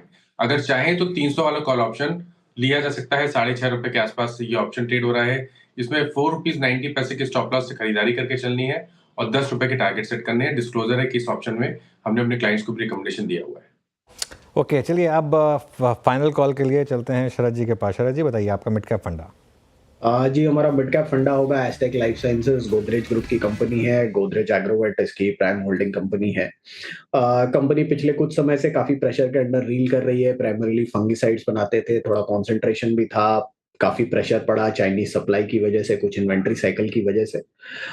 बट अभी कंपनी ने इस पीरियड में डेट फंडेड जो अपना कैपेक्स है वो भी किया है, वो कंप्लीट कर लिया है। अब हमारा ये मानना है कि आने वाले समय में रिजल्ट्स काफी पॉजिटिव रहेंगे। कंपनी ने हर्बिसाइड्स में डाइवर्सिफाई भी किया है, उसका भी असर दिखना चाहिए आने वाले समय में। स्ट्रॉन्ग पेरेंटेज है, स्ट्रॉन्ग प्रोडक्ट प्रोफाइल है, और एग्रीकेम का साइकिल हमारे हिसाब से रिवर्स हो रहा है, जिसका फायदा ऑब्वियसली एस्टेक को भी मिलना चाहिए। तो अगले साल हम ये उम्मीद कर रहे हैं कंपनी 45 रुपए के आसपास की अर्निंग्स रिपोर्ट करेगी। 25-30 का मल्टीपल मिलना बहुत मुश्किल नहीं होना चाहिए। तो 1350 के लक्ष्य के हिसाब से एस्टेक लाइफ साइंसेज। ओके, चलिए, तो ये इस समय चार ट्रेड्स। अब एक काम करते हैं, कल आने वाले नंबर्स पर नज़र डालते हैं। और कल बहुत ही बड़ा दिन है, क्योंकि खासतौर से कंजम्पशन कंपनीज़ में एशियन पेंट्स और टाइटन जो निफ्टी की कंपनियां हैं उनके नंबर्स आएंगे। एफएनओ में शामिल 5 कंपनियां जैसे कि टाटा पावर, उनके भी नंबर्स आएंगे। हमारे साथ मंगलम जुड़े हैं और कंचन जुड़े हैं, दोनों से जानेंगे कुछ नंबर्स। पहले मंगलम के पास चलेंगे और जानेंगे कि एशियन पेंट्स और टाइटन के नंबर्स कैसे रह सकते हैं। मंगलम, गुड आफ्टरनून, कहाँ से शुरुआत कर रहे हैं? एशियन पेंट से शुरुआत करते हैं, क्योंकि जो स्टॉक है वो अपने पीक से कुछ 30-32% नीचे गिर चुका है। आप देखें तो ज़्यादा कंपटीशन, कंज्यूमर सेंटिमेंट वीकनेस और रॉ मटेरियल प्राइस के फ्लक्चुएशन की वजह से भी बहुत वीक नंबर्स एक्सपेक्टेड हैं। ज़्यादा कुछ एक्सपेक्टेड नहीं है। 3% डिक्लाइन इन रेवेन्यू, उस वजह से 20% डिक्लाइन एबिटा में, और नेट प्रॉफिट जो है वो 22% डिक्लाइन होगा। जो डोमेस्टिक पेंट वॉल्यूम्स हैं वो फ्लैट एक्सपेक्टेशन है। आप देखें तो पिछले क्वार्टर में वो -0.5% थे। बहुत सारे अरसे के बाद एशियन पेंट्स ने नेगेटिव वॉल्यूम रिपोर्ट किया था पिछले क्वार्टर में, और उस वक्त वो भी कहा था कि तीसरा क्वार्टर भी हाई बेस और बिना किसी डिमांड सर्ज की वजह से वीक होगा, और मार्जिन्स जो हैं उनके 18 से 20% की जो बैंड उन्होंने दिया था उसमें से लोअर एंड पे होगा। तो ये सारी एक्सपेक्टेशंस है एशियन पेंट्स के साथ। कंपटीशन काफ़ी है, और ऐसे समय में अगर कंपनी ने थोड़ा सा आउट परफॉर्मेंस दिखा दिया तो हो सकता है इन्वेस्टर्स एशियन पेंट्स को वापस से देखें। और टाइटन जो है वो सिर्फ 6% दूर है अपने 52 वीक हाई से, 67 टाइम्स पे ट्रेड कर रहा है। पिछले 1-1.5 साल में टाइटन ने भी कल्याण को आउट परफॉर्म किया था। कल्याण पिछले 1 महीने के आसपास में जो भारी गिरावट देखी है, उस वजह से ट्रस्ट जो है इन्वेस्टर्स का टाइटन के तरफ फिर से बढ़ गया है। स्ट्रॉन्ग, अच्छा उनका रेवेन्यू परफॉर्मेंस स्ट्रॉन्ग होगा। Festive wedding season, gold price की ग्रोथ, ये सारी चीज़ों को मद्देनज़र रखते हुए कंपनी ने हमें थर्ड क्वार्टर अपडेट दिया था। 24% ज्वेलरी बिजनेस उनका जो है वो ग्रो होगा। गोल्ड सेल्स जो है वो 24% ग्रो होंगे। तो ओवरऑल रेवेन्यू जो है उसमें 28% का इजाफा देखने मिलेगा। मार्जिन्स 10% ज़रूर होंगे। नेट प्रॉफिट 9% बढ़ेगा। सबसे ज़्यादा इंपॉर्टेंट टाइटन के लिए ये है कि उनके नंबर्स में इस बार 250 से 250 करोड़ के आसपास का एक इन्वेंट्री लॉस भी देखने मिलेगा। मार्जिन्स जो हैं वो लो 3 वजह से होंगे। एक जो है स्टडीड रेशियो उनका कम होगा, गोल्ड ज़्यादा होगा, और दूसरा जो कंपटीशन है उस वजह से गोल्ड के मार्जिन्स थोड़े कम हो चुके हैं, और तीसरा ये जो वन टाइम इन्वेंट्री लॉस मैंने कहा। बट सबसे इंपॉर्टेंट टाइटन के लिए मुझे ऐसा लग रहा है कि कोई एक M&A sort of announcement company अगर रिजल्ट के साथ कर दे तो स्ट्रीट उसे बहुत फेवरेबली देखेगा। तो हम उस पर ज़्यादा ध्यान रखेंगे, ना कि नंबर्स पे, जो स्ट्रीट को ऑलरेडी मालूम है। कुछ M&A अनाउंसमेंट होगा तो ज़रूर ध्यान रखिएगा। बिल्कुल इन चीज़ों पे ध्यान रहेगा। एशियन पेंट्स 2.5% से पहले रिजल्ट से पहले 2.5% तक करेक्ट होकर फिलहाल 1.5 लो के आसपास है एशियन पेंट्स। शरद जी, एशियन पेंट्स क्या लग रहा है आपको, क्रूड सरदर्द बना हुआ है या फिर अब जो लोगों के पास पैसे बचेंगे तो अब रेनोवेट कराएंगे घर को, पेंट पे खर्च करेंगे, क्या लगता है आपको? देखिए, जहाँ तक क्रूड का सवाल है, मुझे लगता है शॉर्ट टर्म जायरेशंस को सेट असाइड कर दीजिए, बट लॉन्ग टर्म ट्रैजेक्टरी में क्रूड नीचे ही जा रहा है, तो क्रूड से रिलेटेड डेरिवेटिव्स भी नीचे जाने चाहिए। और रॉ मटेरियल साइड का जो प्रेशर है वो एशियन पेंट को इतना बॉदर नहीं करना चाहिए। अब जैसे जैसे जो जियोपॉलिटिकल सिचुएशन है रेड सी वाली वो भी नॉर्मलाइज होती है, तो मुझे लगता है जो एक शिपिंग कॉस्ट वगैरह का या वहां पे भी डिमांड थी फ्यूल की वो भी काफी कम हो जाएगी। तो वो एंगल तो मुझे लगता नहीं कि एशियन पेंट्स को बहुत ज्यादा बॉदर करेगा। नया कंपटीशन जो आ गया है सिस्टम में, ऑब्वियसली वो एक चैलेंज है उनके लिए, बट एशियन पेंट्स लीडर है मेरे हिसाब से, इतनी जल्दी उनको इम्पैक्ट नहीं होगा, रादर जो मार्जिनल प्लेयर्स हैं उनको इम्पैक्ट होगा। मेरे हिसाब से स्ट्रैटेजी ये होनी चाहिए कि यहाँ से आप निबल इन करना चालू कीजिए एशियन पेंट्स बजट जैसी स्टोरीज में। हर करेक्शन पे आपको ग्रेजुअली अपना फंड डिप्लॉय करना चाहिए, 3-4 ट्रांचेस में उसको डिप्लॉय करिए। लॉन्ग टर्म में मुझे लगता है ये ग्रेजुअल आपको आउट परफॉर्मेंस दिखाएगा। और जहां तक कंजम्पशन और बाकी डिमांड रहने की बात है, चूंकि रियल एस्टेट पे हमारा व्यू काफी बुलिश है, तो मुझे नहीं लगता कि पेंट कंजम्पशन एज सच थोड़ी प्रॉब्लमेटिक होनी चाहिए। बट चूंकि नए इनकम्बेंट्स आ रहे हैं तो थोड़ा अनसर्टेनिटी है, बट इन वैल्यूएशंस पे मेरे हिसाब से स्टार्ट तो कर ही देना चाहिए निबल इन करने। आप 3-4 ट्रांचेस बना लीजिए हर 5% ड्रॉप पे और एक्यूमुलेट करिए। अगर मिलता है तो गुड इनफ, नहीं मिलता है तो ठीक है, बट यही स्ट्रैटेजी रख के मेरे हिसाब से एक्यूमुलेशन का जोन तो सर्टेनली है इन स्टॉक्स का। एक्यूमुलेट करने की सलाह लॉन्ग टर्म के लिहाज से एशियन पेंट्स शरद जी को अच्छा लग रहा है तो आउट परफॉर्म कर सकता है आने वाले क्वार्टर्स में। चलिए अब कंचन के पास चलते हैं और कंचन बताइए कि टाटा पावर के नतीजे कैसे रह सकते हैं? नतीजे हमें पॉजिटिव साइड में देखने को मिल सकते हैं। सबसे पहले रेवेन्यू की बात करी जाए तो यहाँ पे एक अच्छे खासे उछाल की हमें संभावनाएं हैं। 21,417 करोड़ पे हमें ये नंबर्स देखने को मिल सकते हैं। इनफैक्ट जो कंपनी के ऑपरेटिंग नंबर्स हैं वो भी इस टाइम पे अच्छे खासे पॉजिटिव साइड में बने हुए हैं। मार्जिन हालांकि यहाँ पे फ्लैट साइड में देखने को मिल सकते हैं, लेकिन कंपनी की जो प्रॉफिटेबिलिटी है वहां पे अच्छा खासा सुधार देखा जा सकता है। बेसिकली जो सेल है और मॉड्यूल्स की मैन्युफैक्चरिंग है उससे जो रेवेन्यू है उसको एक अच्छा खासा सपोर्ट मिलेगा। मुद्रा पीएलएफ से भी अच्छी ग्रोथ देखने को मिली है और साथ ही साथ Q3 में कंपनी ने 800 मेगावाट रिन्यूएबल एनर्जी की जो कैपेसिटी है वो अपने पोर्टफोलियो में और भी जोड़ ली है। लेकिन एक चीज आपको यहाँ पे खासा ध्यान रखनी होगी कि जो कंपनी का एडजस्टेड मुनाफा है वो 8% तक घटने का अनुमान है। मेजरली आईटीपीसी से जो डिविडेंड इनकम आई है नहीं मिलने के चक्कर में इसमें एक हमें डेंट पड़ता हुआ दिखाई दे सकता है, और जो कंपनी की जॉइंट वेंचर है और एसोसिएट्स है उसकी जो लोअर प्रॉफिटेबिलिटी है उसकी वजह से भी कंपनी के एडजस्टेड प्रॉफिट में हमें एक डेंट देखने को मिल सकता है। अब आपको कहां पे नजर रखनी होगी इसके ऊपर बात कर लेते हैं। रिन्यूएबल एनर्जी का कंपनी किस तरीके से एक्सपेंशन करती है, साथ ही साथ ऑर्डर बुक की क्या ग्रोथ आती है, डेट और कैपिटल एक्सपेंडिचर कंपनी किस तरीके से करती है और आगे को लेके मैनेजमेंट की क्या कमेंट्री आती है, ये आपके की फोकस एरिया होने चाहिए। कंचन बहुत बहुत शुक्रिया। तो ये टाटा पावर पर एक अर्निंग्स प्रीव्यू। चलिए आगे बढ़ते हैं। बजट से बाजार का सेंटिमेंट सुधारने की उम्मीद थी, लेकिन ट्रंप साहब थोड़ा सा आउट ऑफ सिलेबस आ गए। उन्होंने टैरिफ वॉर से बाजार का मूड बिगाड़ दिया है। हम बाजार के दिग्गजों से समझ रहे हैं कि इस मौजूदा बाजार में अब करना क्या है। अब हमारे साथ जुड़े हैं कार्नेलियन एसेट मैनेजमेंट के फाउंडर विकास खेमानी। विकास जी, गुड आफ्टरनून। तो बजट तो जितनी भी मेरी बात हुई लोगों से सब ने थम्स अप ही दिया, और कल तो रामदेव सर ने तो 100 आउट ऑफ 100 दे दिए थे। आप कितने नंबर्स देंगे बजट को, और क्या ये बजट मार्केट को एक रैली प्रोवाइड करने में हेल्प करेगा? Hello Anuj, I think budget तो सभी मायनों में देखा है तो एक अच्छा बजट था, जो सरप्राइज फैक्टर था। सबको पता था कि एक्सपेक्टेशन थी कि इनकम टैक्स की रेट कम होगी, 25 हद से हुई है वो, शायद सबकी एक्सपेक्टेशन से ज्यादा है। पर बजट तो नेट नेट अच्छा ही था, बट मार्केट की जो चाल है वो खाली एक चीज, एक इवेंट से डिपेंड नहीं करती है। जैसा कि आपने कहा, इंटरनेशनल इवेंट्स भी हो रहे हैं, जो टैरिफ के ऊपर बात चल रही है उसके एक इम्पैक्ट पड़ेगी। तो मुझे लगता है कि मार्केट एक जो कंसोलिडेशन के दौर से गुजर रहा है वो दौर चालू रहेगा। बजट एक जो एक इवेंट था वो निकल गया, उससे जो थोड़ी बहुत एक टैक्स के से फर्क है उसकी इकोनॉमी में इम्पैक्ट आएगा, पर वो हमेशा ऐसा इम्पैक्ट एक दिन में कोई नहीं आता है। इट इज अभी जैसे इवेंट चले गया, market is back to normal earnings and valuations, normal stuff जो चलते रहता है वैसे। तो मुझे लगता है कि एक बड़ा इवेंट चले गया, मार्केट हम उस फेज में है कि जहाँ पे मार्केट कंसोलिडेट होगा कुछ समय तक, और एक जो नया तेजी का माहौल मुझे लगता है जो बनना चालू होगा, वो जब इंटरेस्ट रेट्स की दर कम होना चालू होगी, यूएस में भी और इंडिया में भी। तो हमारी जो आरबीआई की पॉलिसी वो 7 फरवरी की है, उससे शायद कुछ उम्मीद है, पर मुझे नहीं लगता बहुत ज्यादा इंटरेस्ट रेट काटने की होगी, पर वो कभी अगले 2, 3, 4, 5, 6 महीने में कभी तो वो चालू होना है। तो जब भी होगी मुझे लगता है कि अच्छा माहौल बनेगा। तो ये जो खराब पीरियड और जो कंसोलिडेशन का पीरियड है, ये एक अच्छा है सभी इन्वेस्टर्स के लिए, मेरा ऐसा मानना है। इसमें एक इन्वेस्टिंग की अपॉर्चुनिटीज भी आती है, और बजट में कोई ऐसी चीज नहीं है जो नेगेटिव हो, ऐसी कोई चीज नहीं है कि जिससे हमें कोई डरने की जरूरत हो। तो नेट नेट सारा पॉजिटिव और ठीक माहौल है। मेरा अगला सवाल इसी पर था कि खैर आपने कुछ हिंट दे दिया, तो इस पॉलिसी से ना एक्सपेक्ट करें आप रेट कट, लेकिन क्या कुछ साइन मिलेगा कि अगली पॉलिसी में फॉर एग्जांपल रेट कट होगा? आरबीआई ऑलरेडी एक लिक्विडिटी वाला मेजर्स अनाउंस कर चुकी है पिछले हफ्ते। तो आई थिंक जैसे कि पिछले 3-4 महीनों से 5 महीनों से इकोनॉमी में लिक्विडिटी की टाइटनेस थी, हमको सबको पता है। तो वो एक कुछ मेजर ऑलरेडी ले चुके थे, उससे भी थोड़ा सा राहत मिलेगी।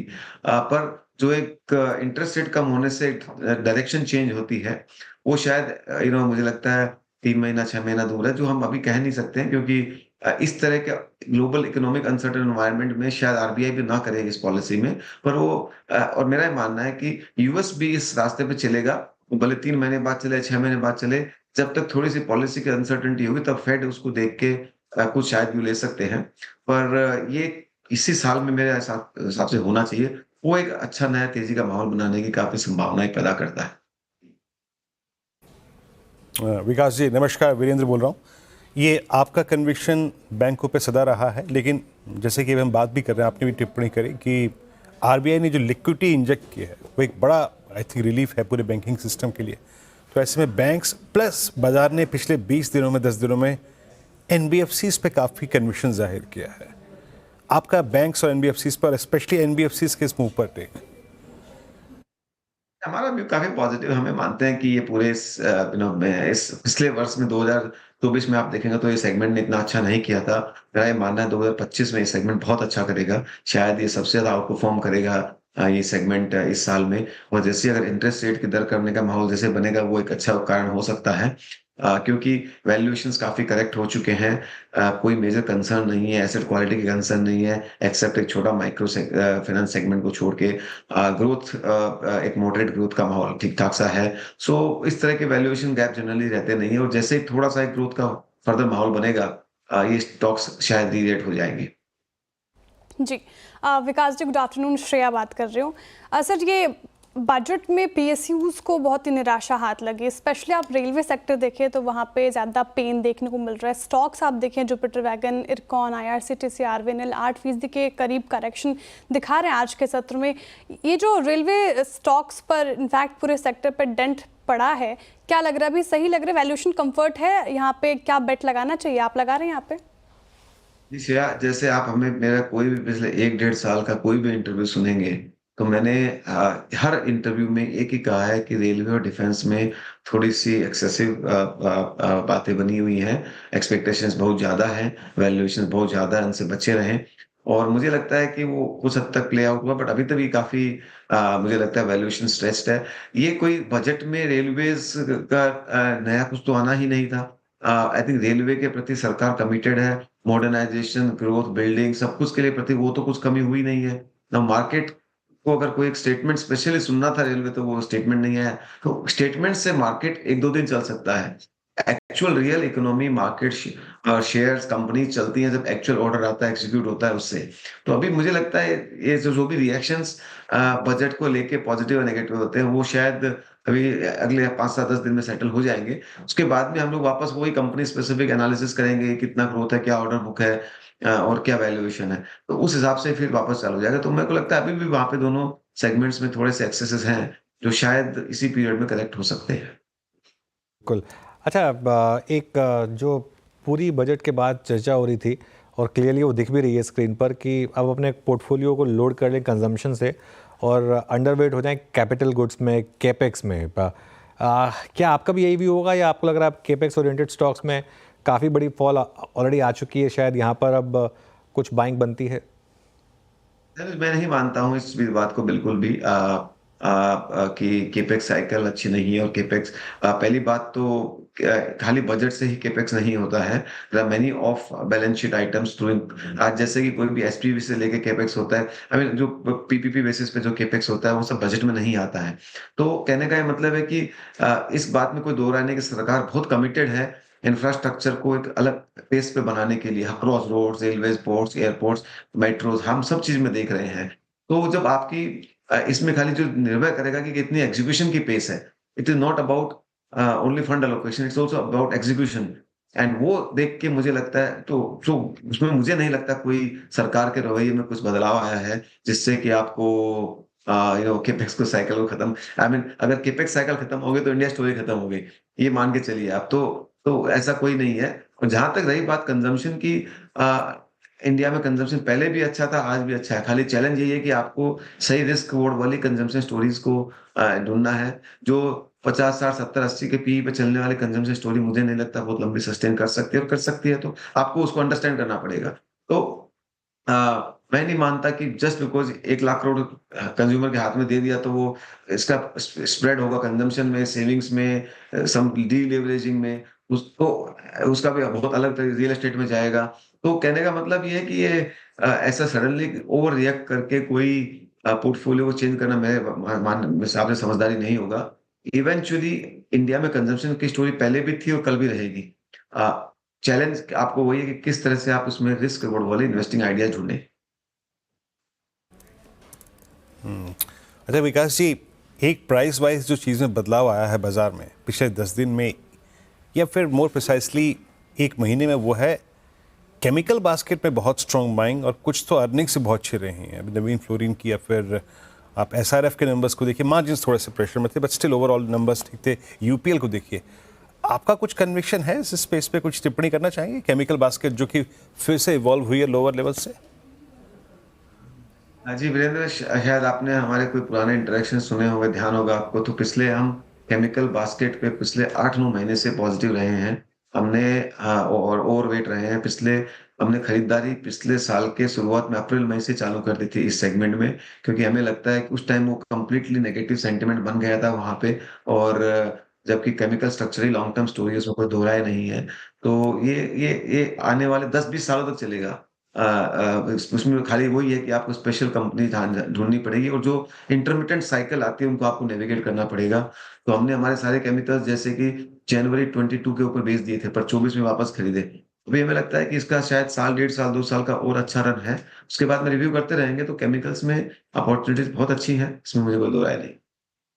जी खेमानी जी, केमिकल सेक्टर पे तो हमने बात कर ली। एक और सेक्टर है मेरे जहन में, आईटी सेक्टर। देखिए इसमें अच्छी तेज़ी आज के सत्र में देखने को मिल रही है। जिस तरीके से ट्रम्प के अनाउंसमेंट्स आप ट्रैक कर रहे हैं, क्या लग रहा है सर, आईटी में और एक्सपोजर बढ़ाएंगे आप? केमिकल के जैसे ही हम आईटी में पिछले 1-1.25 साल से काफी ओवरवेट रहे हैं और हम उसी पोजीशन को कंटिन्यू करेंगे, क्योंकि हमारे हिसाब से आईटी एक बहुत ही प्रॉमिसिंग सेक्टर है और थोड़ा रुपी डिप्रिसिएशन जो हो रहा है उससे उनको फायदा ही होता है। और तीसरा, जहां तक मेरा मानना है कि यूएस में कोई भी कुछ भी बात कर ले, डिमांड अगर यूएस इकोनॉमी ग्रो करेगी तो आईटी की डिमांड बढ़ेगी, कम नहीं हो सकती है। और जो टेक्नोलॉजिकल डिसरप्शन है उसका इंडियन आईटी सर्विस को फायदा होता है, नुकसान नहीं होता है। तो सब मायनों से मुझे सेक्टर अच्छा लगता है और मैं कई बार कह चुका हूं कि मुझे सेक्टर इनफैक्ट कंज्यूमर से ज्यादा अच्छा लगता है, क्योंकि इसमें कैरेक्टरिस्टिक्स काफी सिमिलर है पर वैल्यूएशंस काफी चीपर है और ग्रोथ बेटर है। तो ये सेक्टर हम हमेशा से ही पसंद करते रहे हैं और आज भी करते हैं। ओके विकास जी, बहुत बहुत शुक्रिया, आप इस बजट पूर्व चर्चा में हमारे साथ शामिल हुए, सभी सेक्टर्स पर अपनी राय रखी आपने, बहुत बहुत शुक्रिया। निफ्टी 23,365 और निफ्टी बैंक को लेके आइए आपकी स्क्रीन पे। ये है ट्रेजेक्ट्री करीब 49,200, यानी अनुज निफ्टी एक बार फिर से सक्षम रहा 20 डेमा को रीगेन करने में और एज पे और एटलीस्ट 49,000 के पुट राइटर्स के जोन के ऊपर बैंक निफ्टी समहाउ एक अच्छी फीलिंग दे रही है क्लोज और अप्रोच करेगी।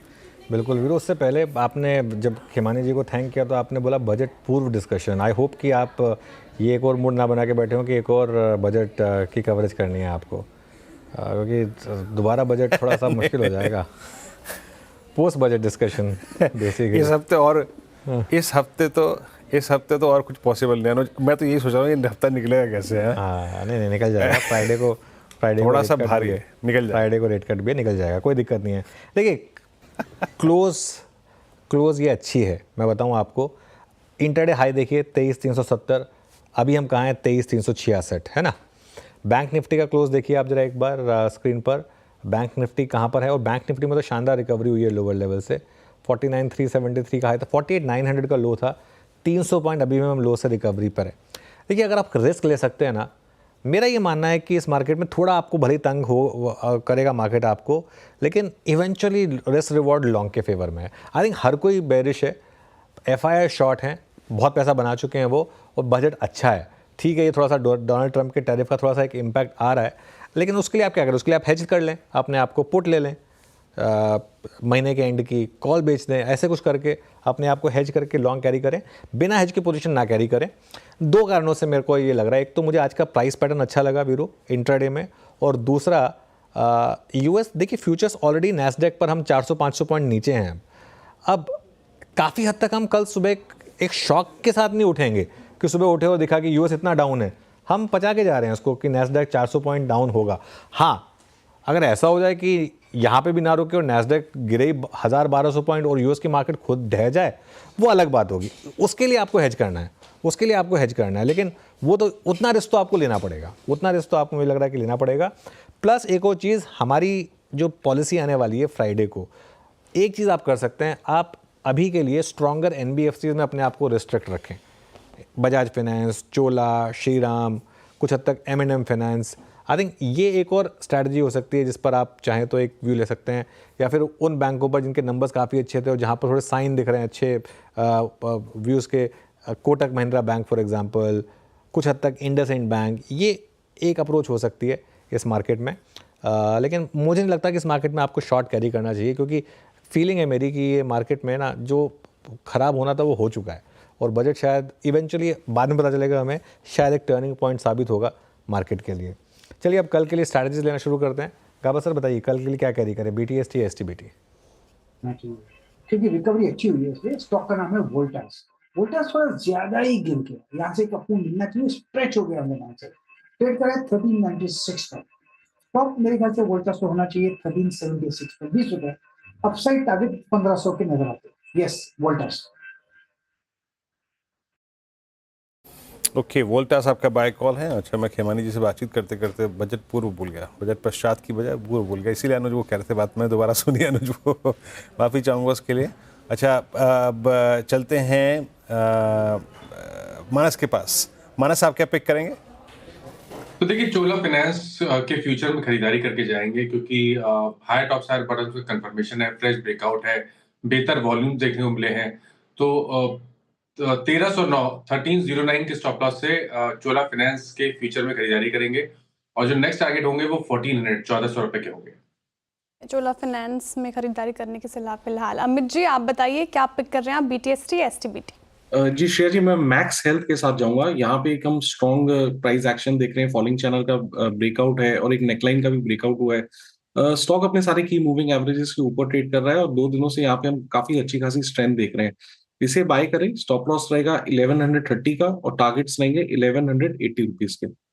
ओके, तो चलिए इस समय अमित जी की ट्रेड। शिल्पा जी क्या कैरी करना है कल के लिए?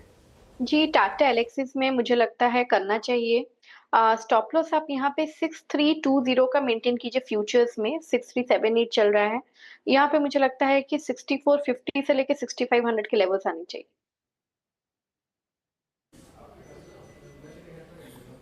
ओके, सौमिल आपका ट्रेड क्या रहेगा? मेरा ट्रेड रहेगा AU बैंक में एक फ्रेश सेल सिग्नल आया है, मोमेंटम इंडिकेटर्स में high top high bottom formation है। आई थिंक एक छोटा सा कंसोलिडेशन है डेली चार्ट्स में, वो ऊपर की तरफ ब्रेकआउट हो चुका है ऑलरेडी, और स्टॉप लॉस रहेगा इसका 600 का, और ऊपर में टारगेट होंगे 630 के। ओके, AU स्मॉल बैंक, यहाँ पर एक बाय कॉल आती हुई। अब चलते हैं यतिन के पास डीलिंग रूम चेक के लिए। यतिन, काफ़ी इंटरेस्टिंग दिन था आज, मार्केट डाउन था लेकिन लगा नहीं कि डाउन था, तो क्या कह रहे हैं डीलर्स? मुझे लगता है कंफर्ट डीलर्स का जो है मिड कैप से एक शिफ्ट होके लार्ज कैप साइड पे जा रहा है। PSU स्टॉक्स वो अवॉइड कर रहे हैं, हालांकि उनका जो ट्रेडिंग साइड है वो केमिकल स्टॉक्स और PSU बैंक्स पे ज़्यादा है। इनफैक्ट SBI पे वो खरीदारी की सलाह दे रहे हैं। 780 से लेकर 790 तक के टारगेट्स वो फेब फ्यूचर्स के लिए सुझा रहे हैं पोजिशनल बेसिस पे, यानी 1-2 दिन में उनको लगता है कि स्टॉक में अगर मोमेंटम आया, क्योंकि ग्लोबल वॉलिटिलिटी है, तो शायद यहाँ से 2 से 4% का अपमूव हो सकता है।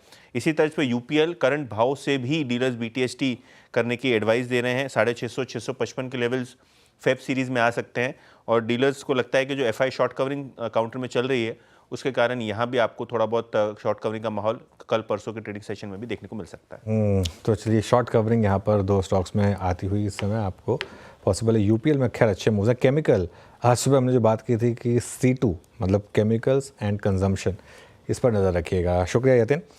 चलिए आगे बढ़ते हैं, एक बार ज़रा रिविजिट करते हैं आज सुबह जो हमारी CNBC आवाज़ पर एक शानदार कॉल रही, उसको हुडको 9% नीचे ट्रेड कर रहा है। अब आपको बताते हैं कि इसमें कारण क्या है। खैर कॉल थी वो अलग बात थी, लेकिन क्यों गिरा हुडको ये भी समझना ज़रूरी है। तो देखिए, जो सरकार ने PM आवास योजना थी उसमें जो अर्बन बजट है उसको 10,377 करोड़ से घटाया है। और मैं क्यों इस बात को दोहरा रहा हूँ, क्योंकि बजट से पहले एक फर्जी खबर चली थी कि ये बजट में इंक्रीज़ होगा। इंडिकेशन तभी आ गया था जब स्टॉक चला नहीं था उस खबर के बाद भी कि वो खबर फर्जी है। खैर एनीवे, अब तो ये आ गया कि नहीं, वो नेगेटिव है, और इसके लिए स्टॉक अब 9% यहाँ पर नीचे ट्रेड करता हुआ दिखाई देगा। वीरू के पास चलते हैं और आज की मार्केट ब्रेथ जानते हैं। वीरू बताइए। जी ब्रेथ अनुज, आज एक बार हालांकि थोड़ा सा खराबी लगेगी आपको, लेकिन फिर भी प्रोस्पेक्टिव्स पे अगर आप ये देखें कि आज का लो कहाँ था और अब हम कहाँ खड़े हैं, शायद हमें उस संदर्भ में समझना पड़ेगा इसको। 61 लॉन्ग, शॉर्ट 141, जैसे कि मैंने कहा कि आपको ब्रेथ तो खराबी नजर आएगी। 12 में शॉर्ट कवरिंग, 18 में लॉन्ग अनवाइंडिंग। आइए एक एक करके स्लाइड देखते हैं। आज लॉन्ग्स कहाँ पे थे? आज NBFCs में, आज कंज्यूमर ड्यूरेबल स्पेस में, कंजम्पशन स्पेस में आज काफ़ी लॉन्ग्स थे। सबसे ऊपर मेरे ख्याल से आएगा चोला फाइनेंस। लेके आइएगा स्लाइड्स एक एक करके। और yes, Chola, Voltas, Bajaj finance, UPL strong move, और एक बेहद ही क्रिटिकल लेवल को रीगेन किया, जो कि मैंने शुरुआत में भी बोला था आपसे। Short covering Oracle financial services में Shree cement, AU small finance bank, Grasim, Ipca lab, ये वो काउंटर्स जहाँ पे शॉर्ट कवरिंग देखी गई। नेक्स्ट स्लाइड में आएगा शॉर्ट बिल्डअप, हुडको, कोलैप्स 200 के नीचे, माफ कीजिए 200 के लेवल्स के नीचे। सिमेंट्स में आज शॉर्ट बिल्डअप हुआ। संवर्धन मदरसन, HAL, NCC, इन सभी काउंटर्स में इंफ्रास्ट्रक्चर में शॉर्ट बिल्डअप था। और नेक्स्ट स्लाइड आएगी लॉन्ग अनवाइंडिंग, महानगर गैस में, HUL में, अपोलो टायर्स, NHPC और अंबुजा सीमेंट्स में आज लॉन्ग अनवाइंडिंग हुई। HUL स्क्रीन पे लेके आइएगा। मानस, HUL सुबह भी इनफैक्ट हमारी बात हो रही थी। हिंदुस्तान यूनिलीवर करीब माफ कीजिएगा, HAL, HUL नहीं, हिंदुस्तान एरोनॉटिक्स को रखिएगा स्क्रीन पे, यही माफ़ी चाहूँगा।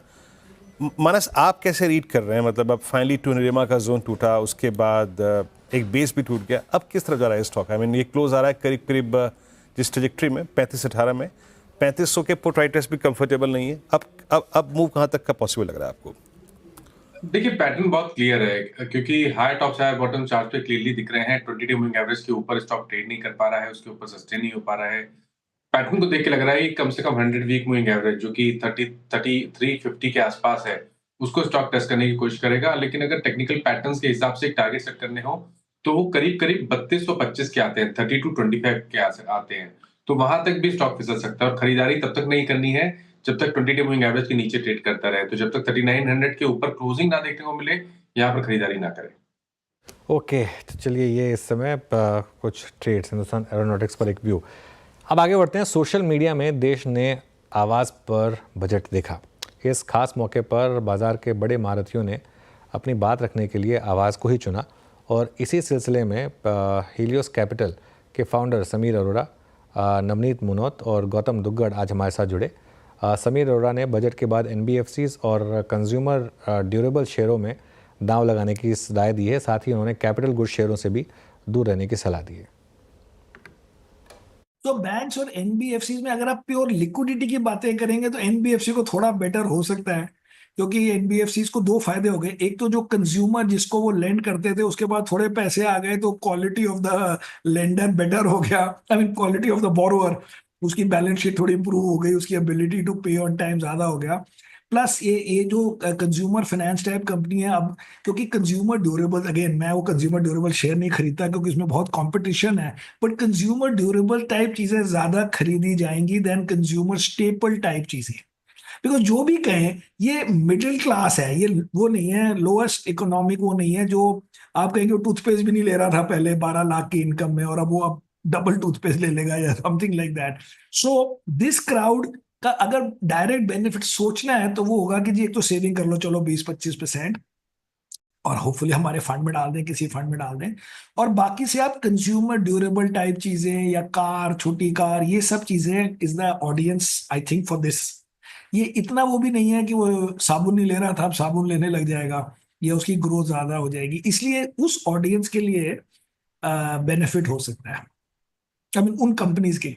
अब जो बात हो रही थी कि 80 to 85% इंडियंस की सैलरी 12 लाख से कम है, तो डायरेक्ट 80-85% इंडियंस के पास वो पैसा आ रहा है, तो जो मार्केट ने सैटरडे को व्यू लिया था, कोई भी कंजम्पशन स्टॉक उठा के देख लीजिए आप, वो चल रहा था, आज भी वही स्टॉक्स आउट परफॉर्म कर रहे हैं। क्या पोर्टफोलियो का पूरे तरीके से रीअलाइन करने की जरूरत है? थोड़ा तो रीअलाइन सबको करना पड़ेगा, हमें थोड़ा कम करना पड़ेगा क्योंकि हमने इंफ्रा वगैरह कभी ज्यादा लिया ही नहीं था, बट जनरली आप बिग पिक्चर में अगर सोचें कि गवर्नमेंट ने एक सॉर्ट ऑफ क्लियर कर दिया कि जो ग्रोथ हुई है रेलवेज में, डिफेंस में भी ऐसे कह लें रिलेटिवली, या जनरल कैपेक्स में, वो अब कैपेसिटी गवर्नमेंट की in terms of new projects है वो थोड़ी प्लेटो हो गई है, अब आगे प्राइवेट सेक्टर करें।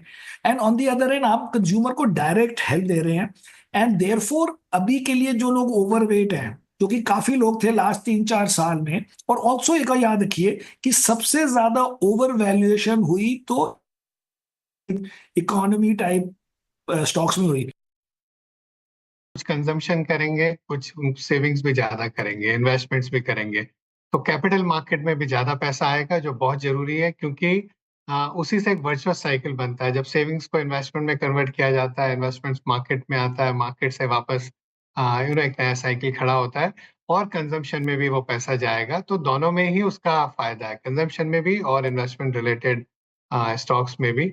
विश्व में जरूर अनिश्चितता का माहौल है, उसका हम असर भारत के बाजारों पर भी देख रहे हैं, एफपीआई की बिकवाली हम देख रहे हैं, लेकिन भारत का ओवरऑल मैक्रो ठीक है। और अब जो प्रयास किए गए हैं बजट में, उसकी वजह से जब अगर ग्रोथ लिफ्ट होती है भारत में, तो उसका एक अच्छा प्रभाव कंपनियों के मुनाफे पर भी इस साल देखने को मिलेगा।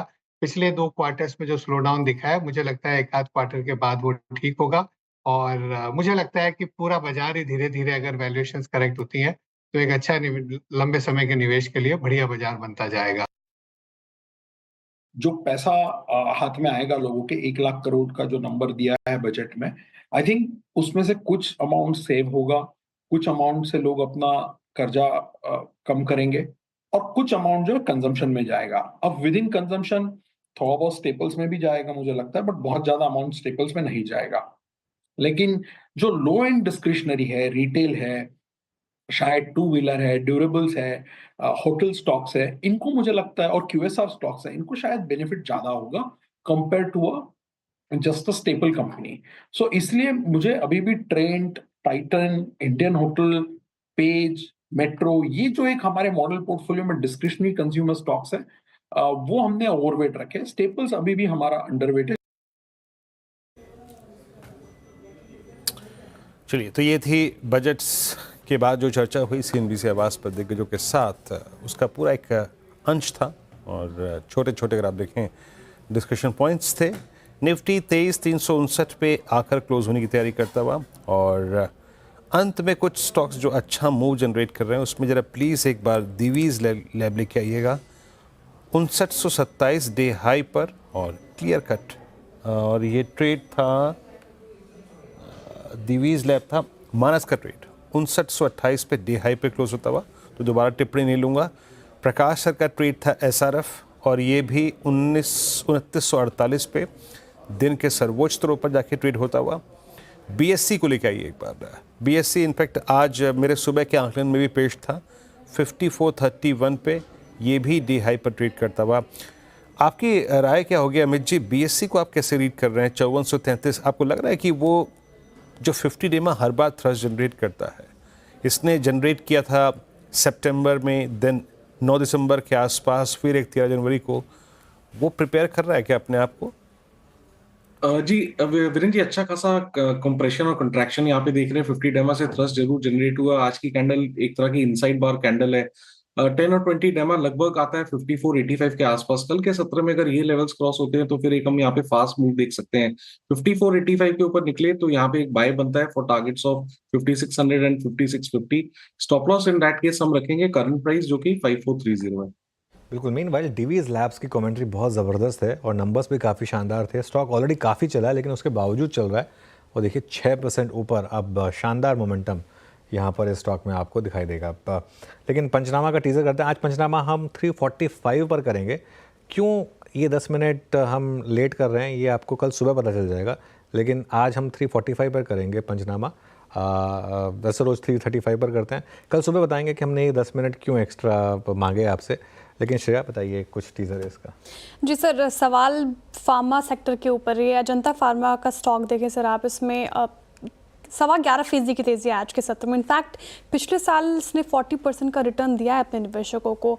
क्या करना चाहिए? आशीष पूछ रहे हैं कि एवरेजिंग करने की सलाह होगी इसमें। देखिए बहुत शानदार वेल्थ क्रिएटर रहा है अजंता फार्मा। एक पीरियड आया था इसका जिसमें इसने थोड़ा सा चलना बंद कर दिया था, लेकिन अगर आप इसका पिछले 20 साल के करीब का अगर इतिहास देखेंगे तो उसमें ये स्टॉक शेयर फॉर एग्जांपल 2010 में ये स्टॉक 16 रुपये का हुआ करता था, आज 3000 रुपये का है ना।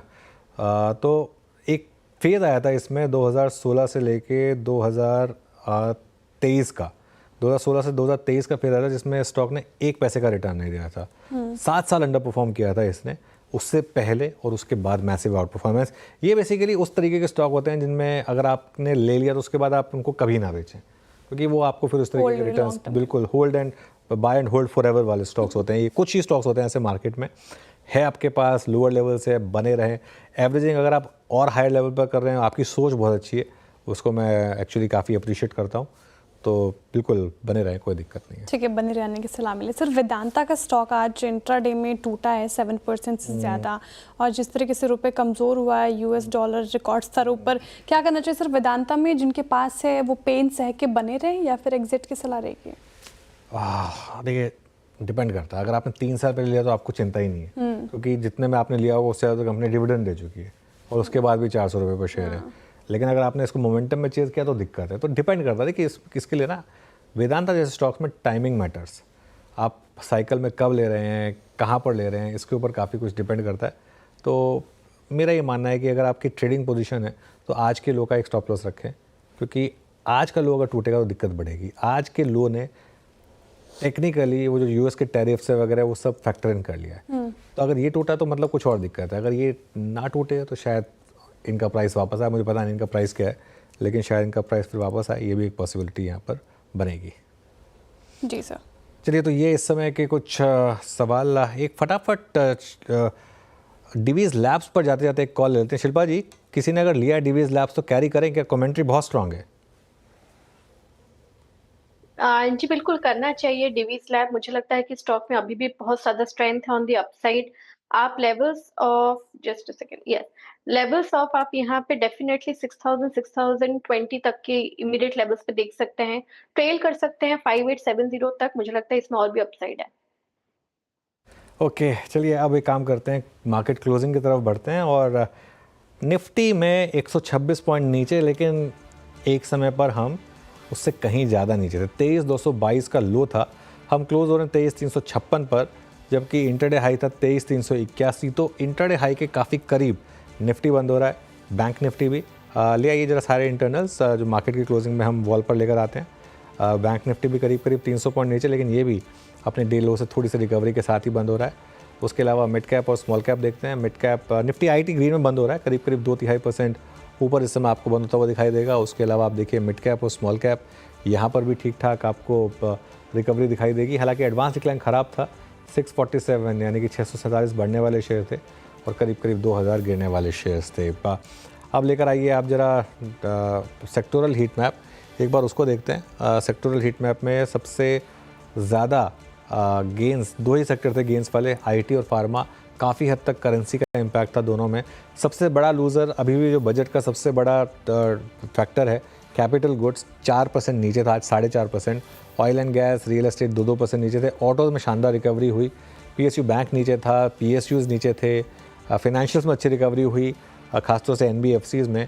FMCG नीचे था और मेटल्स ये भी थोड़ा सा आज नीचे आपको काम करता हुआ दिखाई देगा। चलिए अब निफ्टी के स्टॉक्स देखते हैं आज के निफ्टी के हीट मैप में। अब ऑब्वियसली जो गेनर्स हैं वो लिस्ट छोटी है, पहले उस पर जाते हैं। बजाज फाइनेंस क्लियरली इस साल का स्टॉक ऑफ द ईयर अब तक विदाउट अ डाउट 5% आज भी ऊपर। श्रीराम फाइनेंस 3.5% ऊपर। महिंद्रा एंड महिंद्रा में 3% की रैली। विप्रो, बजाज फिनसर्व, भारती एयरटेल, आयशर मोटर्स, आयशर के नंबर्स आए थे, ध्यान रखिएगा। मारुति में शानदार मूव्स रहे। ग्रासिम, टाइटन, इन्फोसिस, टेक महिंद्रा, ये कुछ और स्टॉक्स रहे जहां पर आज आपको तेज़ी देखने को मिली। नीचे क्या थे? L&T, Tata consumer, coal India, BEL, Tata motors, Bajaj auto, Hero moto, ONGC, Hindustan Unilever, Asian paints, BPCL, Britannia, ITC, Reliance industries. Reliance में काफ़ी बड़ा प्रेशर आया आज। ट्रेंड में अच्छा खासा प्रेशर था। Axis bank, Apollo hospitals, HDFC bank, ये कुछ स्टॉक्स रहे जहाँ पर आज आपको थोड़ी सी पेन देखने को मिली। लेकिन ओवरऑल कहना होगा वीरू कि दिन इतना ख़राब नहीं था जितना जब शुरुआत हुई तो लग रहा था। जी हाँ, उतना ख़राब नहीं था। और स्टॉक स्पेसिफिक देखें तो ये दिन शायद बेहद शानदार था, बेहद शानदार। केमिकल और कंजम्पशन बहुत अच्छी है धीम चली। खैर अब एक ब्रेक। हालांकि आज मार्केट का पंचनामा अब से कुछ देर में नहीं, अब से लगभग 15 मिनट बाद आएगा। बाकी के 15 मिनट कहाँ जाएंगे, सुबह जब अनुज लौट के आएंगे तो बताएंगे। कल आपसे फिर मुलाकात होगी, तब तक के लिए नमस्कार।